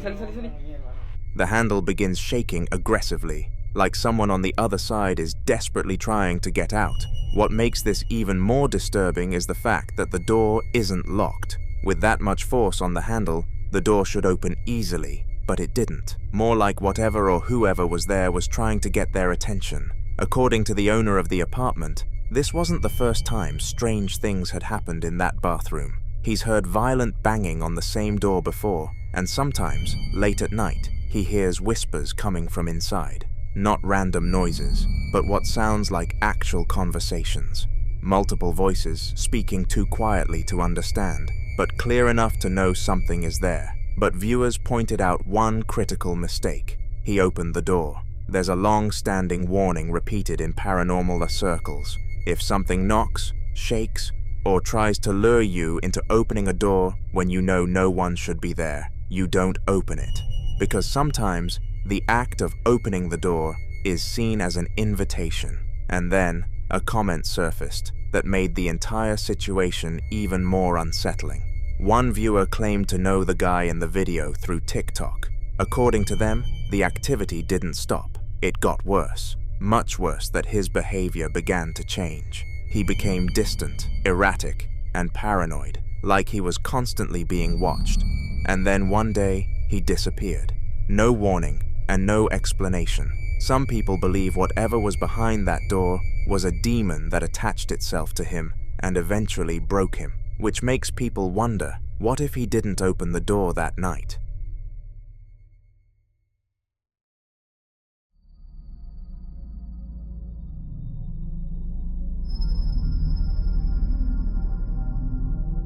Now, in this next clip, a woman shares the disturbing activity that's been happening inside her home, a house she lives in with her husband and her father-in-law.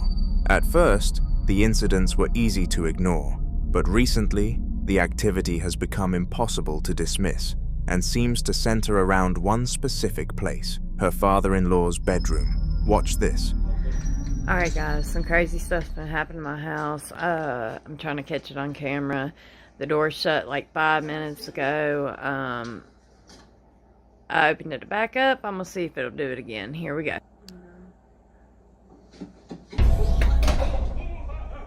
Oh shit. Oh my god, that was so crazy. I really didn't think it was gonna happen like that on cue. Jesus. Oh god. Why is my camera glitching out? Oh, that tends to happen when you get close to stuff, I guess. Okay, I just want to show you guys that no one's in here. No one's here but us. This is a closet. Let me try to turn the light on so you guys can see. Like, there's nothing in here, nobody in here. Like, what the fuck? Nobody under a bed. You can't see nothing. Ah! Oh my god. Holy shit. Oh my god. What the? And guys, I know my father-in-law did not just shut that fucking door. He's like 60 some years old, guys. Like, this is his bedroom, and he's scared to death. Like, he's been sleeping on the couch. And my brother's been sleeping in his bed, but this is crazy. What the? I don't know.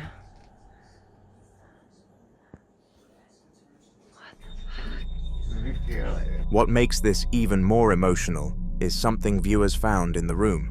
Her father-in-law lost his wife years ago, and he still keeps a picture of both of them inside the bedroom, Some viewers believe this may not be something hostile at all. They believe it could be her, and that the door slamming could be her way of making herself known, not to harm, but to remind him that he isn't alone. Many believe that fear can create distance between the living and spirits who mean no harm, and instead of reacting with panic, some suggest she helps her father-in-law acknowledge the presence calmly, even speak to her, as a way of bringing peace to both sides. But others see something far more concerning. They warn that not every entity that appears in a familiar space is who it seems to be. Some entities are believed to mimic loved ones, using emotional attachment as a way to gain trust and remain close. The sudden, forceful movement of the door doesn't feel gentle or comforting. It feels aggressive, like something trying to assert control over the space. So if it isn't his late wife, then something else may have chosen that room for a reason. But as always, I'll leave you to be the judge.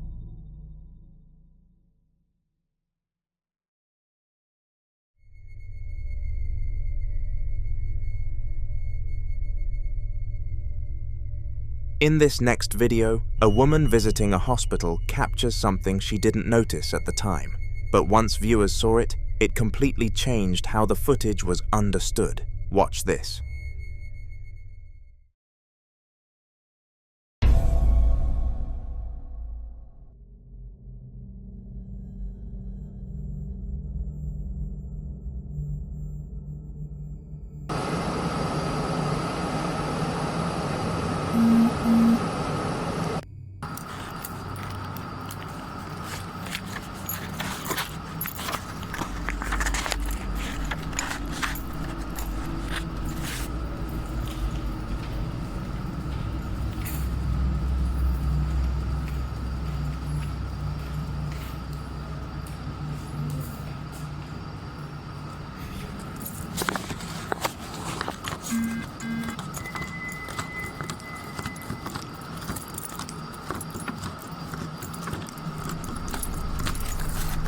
If you focus on the right side of your screen, near one of the wards, something briefly peeks out. It's quick, almost cautious, like whatever it is doesn't want to be fully seen. And then, seconds later, it appears again, this time on the left side. What makes this more disturbing is what happens next. She immediately goes back to check those rooms herself, expecting to find maybe a nurse, a patient, or at least someone who had been standing there moments earlier. But when she looks inside, the rooms are empty. Hospitals are places where life and death exist side by side. Every hallway has seen moments of relief and moments of loss. Over the years, countless patients have spent their final hours inside rooms just like those. And many people believe that when someone passes suddenly or with unfinished emotions, their presence can linger, tied to the very place where they took their last breath. So what do you think she saw? A nurse stepping out of view at just the right moment? Or something that never really left those halls in the first place? The following video was recorded by Ben Bauer and Zach Bryant, who returned to an abandoned factory they had previously explored, a place already surrounded by disturbing rumors, including reports of paranormal activity in a history tied to tragic events, including suicides that many believe may have left something lingering inside the structure. As they approach the building, preparing to enter, something immediately feels off. Watch.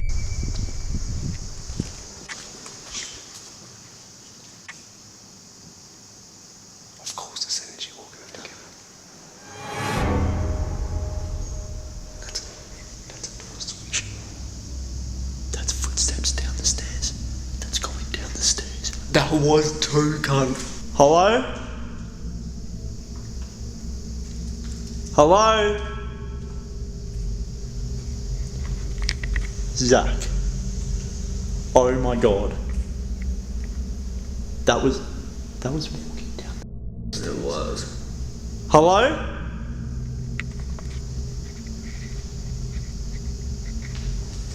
That's it. No, that's walking. Bro, get out. Right, no, that's walking. Before they even make their way inside, they begin hearing footsteps, clear and deliberate, as if someone is already moving around inside, despite the building being completely abandoned. Eventually, they find a way into the building, pushing further inside to investigate. But the deeper they go, the more the atmosphere begins to shift. Strange noises begin to surface, subtle at first, then harder to ignore. Watch. I didn't hear anything. Check the footage when we get out of that. Oh, what the I can't remember if things were like this when we were here. No, I don't think it will. Bro, look at the water. That was mumbling. I just said, Yeah.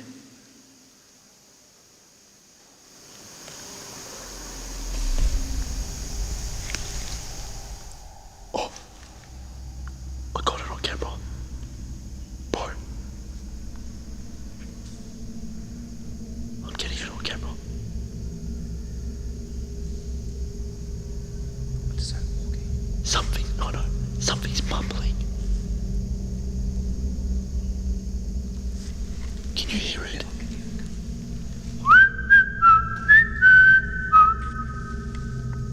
Is it? Bro.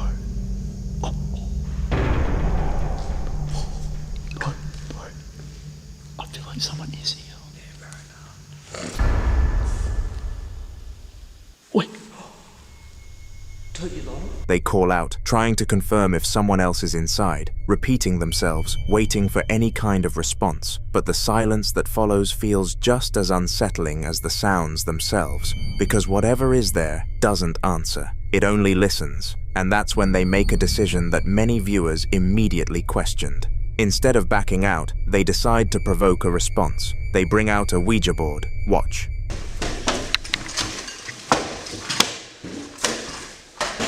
Feel that heat as you walk up. Oh yeah. I reckon do the Ouija board in this room. Yeah, this looks.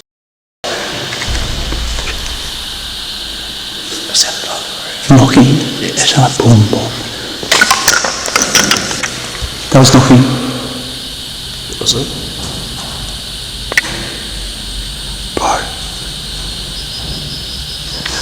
Are there any spirits here with us tonight? Move to yes.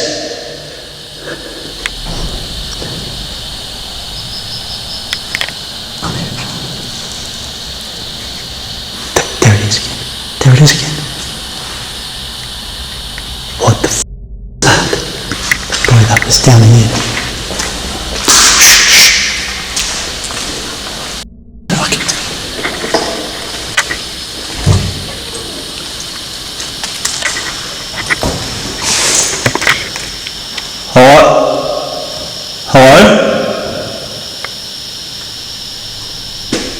Using a Ouija board in a location already tied to death and heavy history is something many consider extremely risky, because rather than simply observing, it opens the door to interaction, inviting anything present to respond, to engage, to make itself known more directly.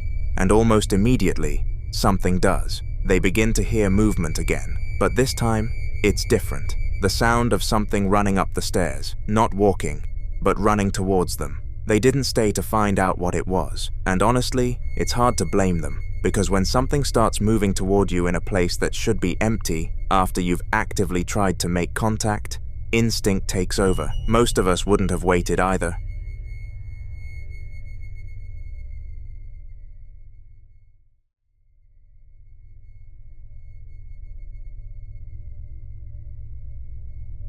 This next clip centers around a moment that likely would have been dismissed instantly if not for one thing: the camera capturing it in real time. A young boy in a wheelchair is moving through what appears to be a quiet area, casually recording, with nothing unusual happening at first. Nothing that would make anyone expect what's about to appear. Watch.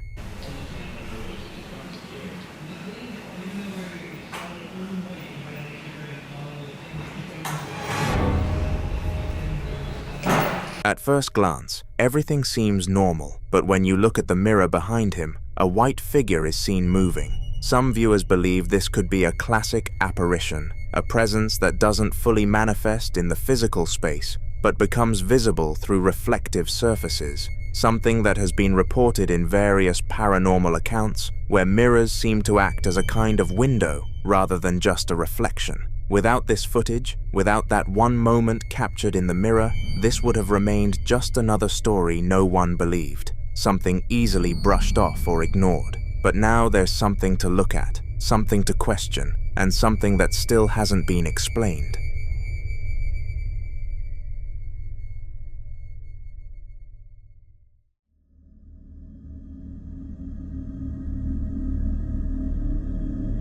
Now in this next clip, a man and a woman had just finished saging their home and decided to go live on social media with a group of friends. Something that started as an informal spiritual cleansing, but quickly turned into something neither of them was prepared for. The house was completely dark, the only light coming from the glowing ember of the sage and a small blue electronic light nearby. And the mood, at first, was relatively calm. The man even says on camera that he doesn't feel anything dark in the room, but then the sound started. Watch. I don't feel anything dark in here. Do you? No. It's probably because we're not like. Please leave. Or get out of here. You're not welcome here.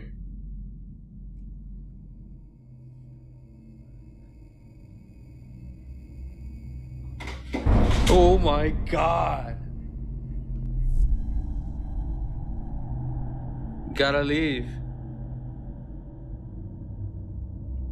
Should I say Jesus? Yeah, I don't even know at this point. We have Jesus here with the...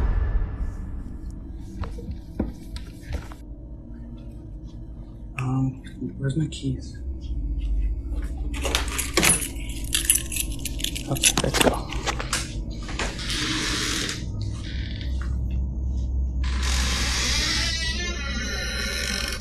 You go first. Go. Look where Look where it's at now. It's behind the couch.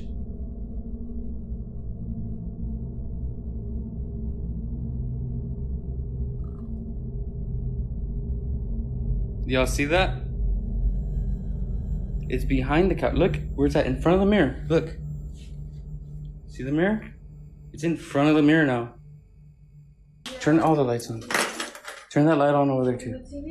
I'll turn it on. A sharp metallic clatter at first, almost dismissible, followed by an extremely violent crash, erupting from somewhere off camera, loud enough to make him yell out and grip the phone. He held his ground, addressing whatever was in the room directly, telling it to leave, even asking if he should call on the name of Jesus. And then, mid-sentence, a heavy thump cut him off entirely. That second sound, the one that interrupted him, sent him running. Both of them left the house for over an hour. But here's the thing, when they came back and unlocked the door, the sage stick, which had been sitting near the blue light in the center of the room, was no longer there. If you look carefully at where it's glowing, you can see it's now positioned near the mirror. Some believe this is a direct response to the spiritual cleansing, that invoking protection, especially through religious invocation, provoked a reaction rather than resolved one. Others think the object moving is the more unsettling detail, because it suggests something wasn't just making noise, it was interacting. So what do you think moved it?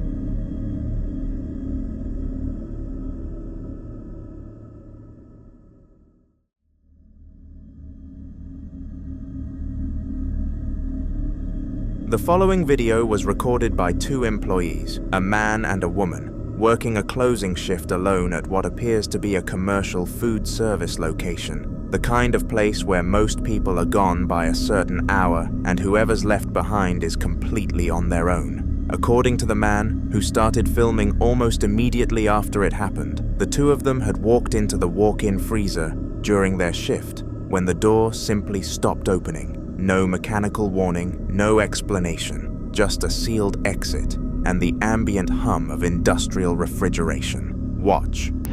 We're the only two on shift and we are trapped inside. Literally push.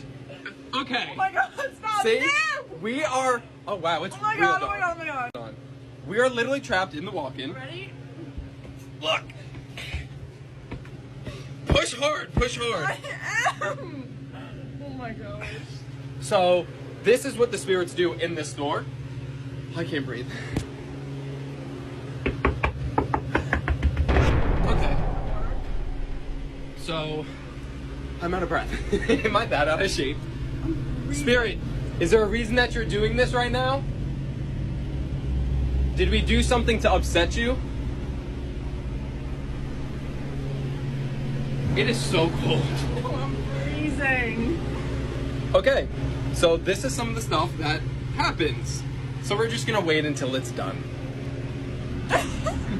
The man presses his full body weight against that large, grey, insulated door, and it doesn't budge. And then the overhead light shuts off entirely, leaving the two of them in the dark with only the woman's phone flashlight cutting through the cold air, their breath visible as vapor, and 6 rapid knocks echoing from somewhere they can't identify.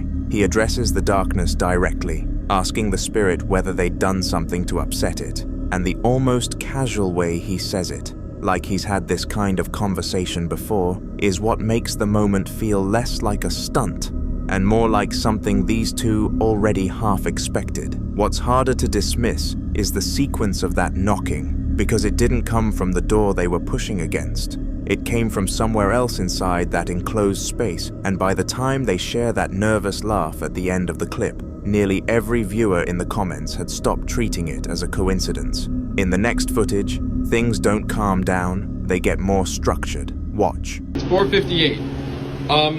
We're gonna call another employee and try to get him to come in if this doesn't open in time. You better pick up. I'm so cold. Every time we tap. Wait. What if I tap 3? Now you won't flicker the light? Really? Hello? Oh, okay.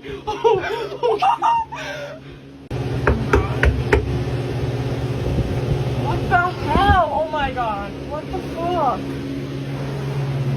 It's getting so cold that my hands are pruning. This is good. Can you flicker the light if you are upset? Can you... I don't even know what to ask. Can you put... And this knob? Oh, whoa. What the hell? Doesn't even do anything. The light fixture begins responding directly and immediately to what's being said, flickering off the moment the man asks it to, turning back on when he goes quiet, and the woman's reactions, the sharp gasps, the what the hell, the genuine disbelief in her voice, don't read like performance. They read like someone who keeps expecting a rational explanation and keeps not finding one. When a haunting manifests through light rather than shadow, some paranormal researchers describe it as a lower energy presence, something that can't yet move physical objects, but can draw from electrical current, a theory sometimes connected to poltergeist behavior in its earlier stages, where the entity builds from small disturbances toward larger ones. Skeptics would point to a faulty ballast or a worn electrical contact inside the fixture, and honestly, that explanation holds right up until the moment the light responds to a specific question in under a second. Then it gets worse. Watch. Okay. Oh my god. Is there a reason that you have us in the walk-in? What? Oh my... What time is it now? We have been in here for like 15 minutes total. Maybe like 11. Holy shit. Can you please let us out, Spirit? Is Dan on his way? I called him. Yeah, he said he's coming now. Okay. So let's just, I'm gonna literally go back here to the back of the walk-in so the fan's not blowing on me. Can you show my arm. I'm like pruning from the cold. That's how long we've been in here. Oh. I have goosebumps. Just flickering. Oh, okay. nope, that didn't work. I'm not understanding. Oh my god! They ask the spirit directly whether it has a reason for keeping them inside, and the light flashes on in what feels like an answer, then later flickers erratically, while a cardboard box launches off the top shelf with a force that sends both of them into genuine panic. That box didn't slide. It came off with momentum, and the timing, right as the light was going haywire, and one of them said, "I don't understand this," makes the sequence hard to chalk up to vibration or uneven shelving. Some people watching these clips have started using the term poltergeist, which comes from the German words for noisy ghost, and traditionally describes an entity associated with physical disturbances, thrown objects, slamming doors, disrupted electricity, often linked in folklore to emotionally charged environments, or, in some traditions, to a specific living person in the space acting as an unwitting focal point. Whether that framework fits here is something you'd have to decide for yourself. The escalation continues into the next clip, and this is where it crosses into something more physical. Watch. Oh my god! Okay, okay, I'm back under here. The light's like off. I know. I don't understand what we did. Can you just let us out? Like, it's so stupid. Okay, great. Oh thank you for that.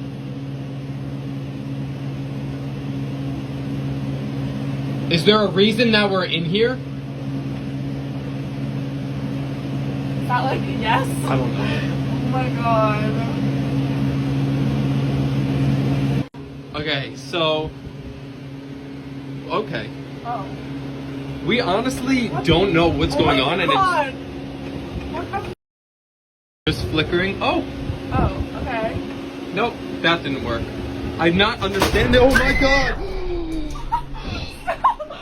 Okay, spirit. Okay. Just wait. Relax.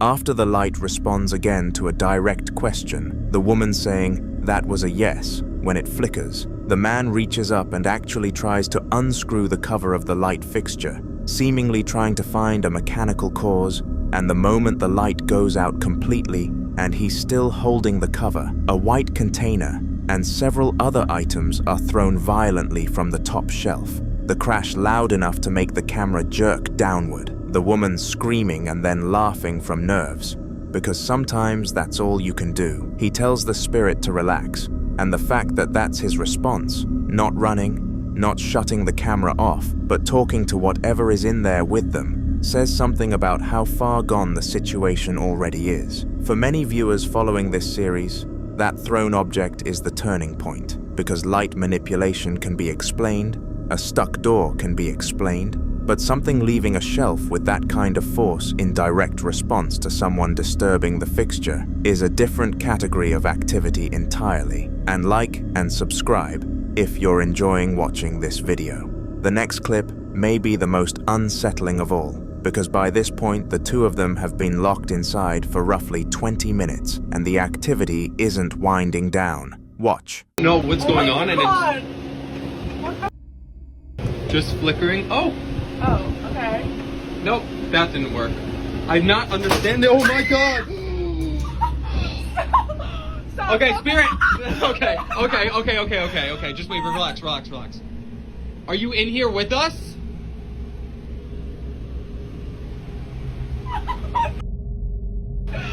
Oh my god.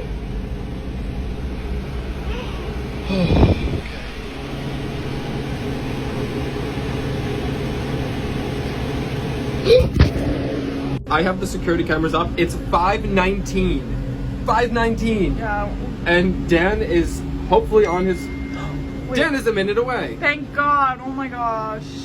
Yeah, because he probably has no service.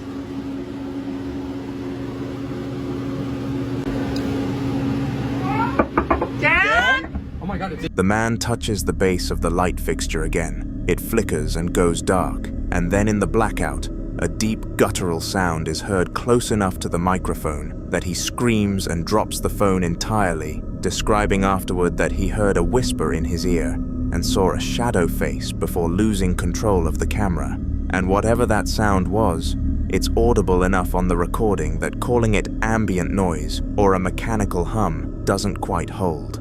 He pulls up a security camera feed on a second phone, watching the exterior, checking the time, 5:19, waiting for someone named Dan to arrive from outside, and then the banging starts on the door from the other side, and both of them call out his name like it's the best sound they've ever heard.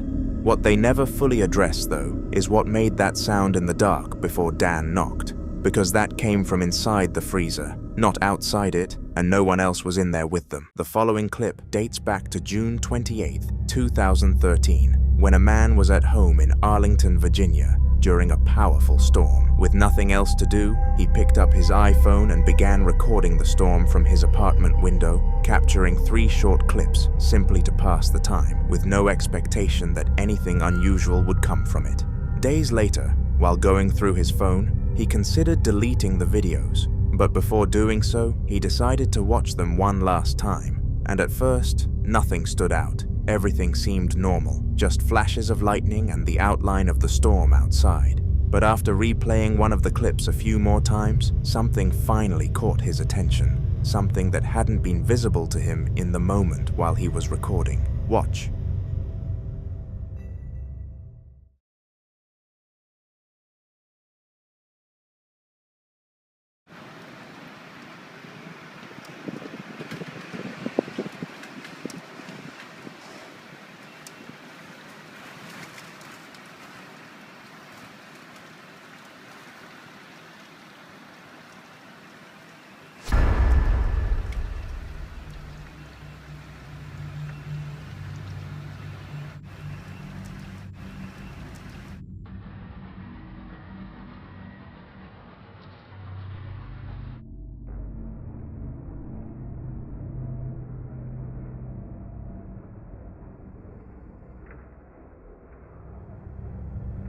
For a brief moment, the faint figure of what appears to be a girl, or possibly a woman, can be seen standing near the window.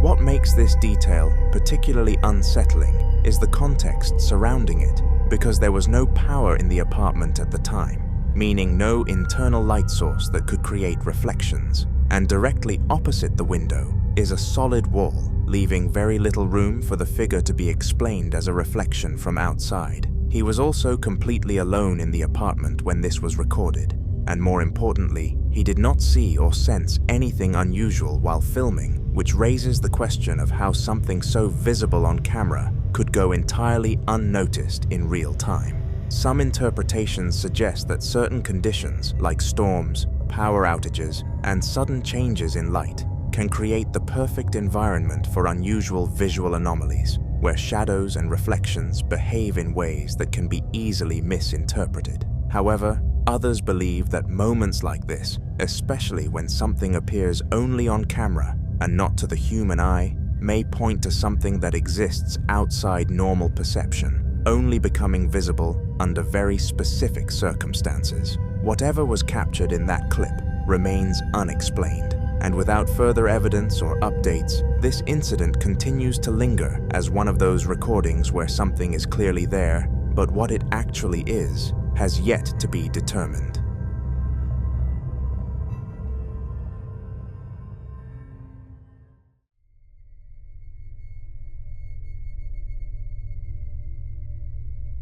In this next video, a cafe that now serves customers every day was once an old hardware store, a place that already carried years of history before it was ever transformed. But what makes this location particularly unsettling isn't just its age, it's what reportedly happened there, because according to accounts tied to the previous owners, the original owner's son passed away inside that very building about 9 years ago, leaving behind a story that didn't end when the place changed hands.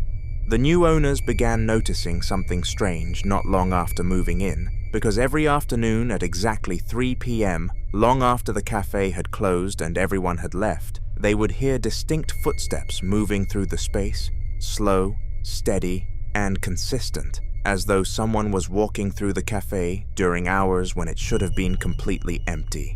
Curious and unsettled, they decided to set up a camera to see if anything could explain the sounds they had been hearing. This is what they found.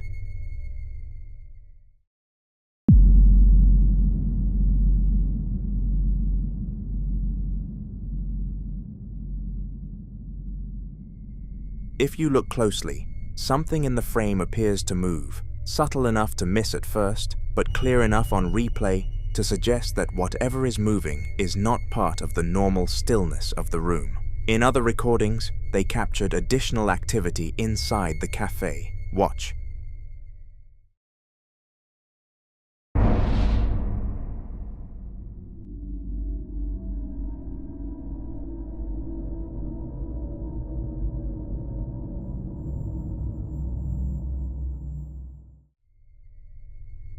In this clip, a chair moves on its own, with no one present in the store at the time, no visible cause, no disturbance in the environment that could explain the motion, which only deepens the unease surrounding what might be happening there. Moments like this begin to shift the narrative from coincidence to pattern, because when movement is repeated in an empty space, especially in a location tied to a past tragedy, it invites speculation that whatever once occupied that space may not have fully left.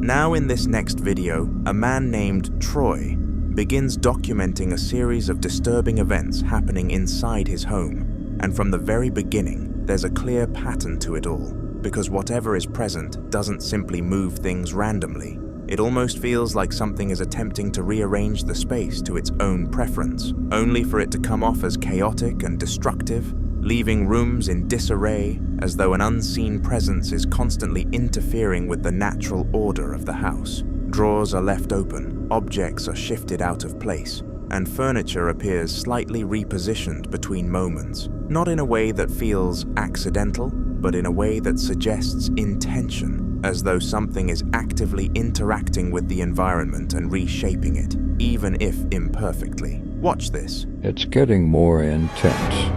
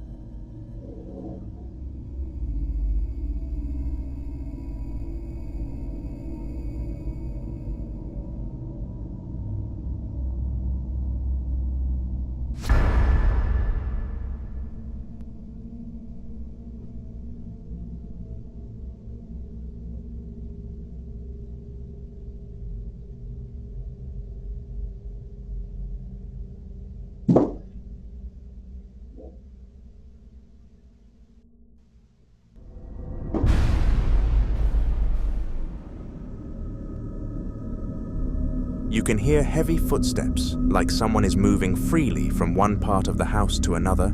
The same activity has been reported in multiple areas of the house, including the third floor where his son usually plays, which only adds another layer of concern, because now it's not just about unexplained movement, it's about something potentially occupying spaces meant to feel safe. Watch. It's happening on the third floor, too.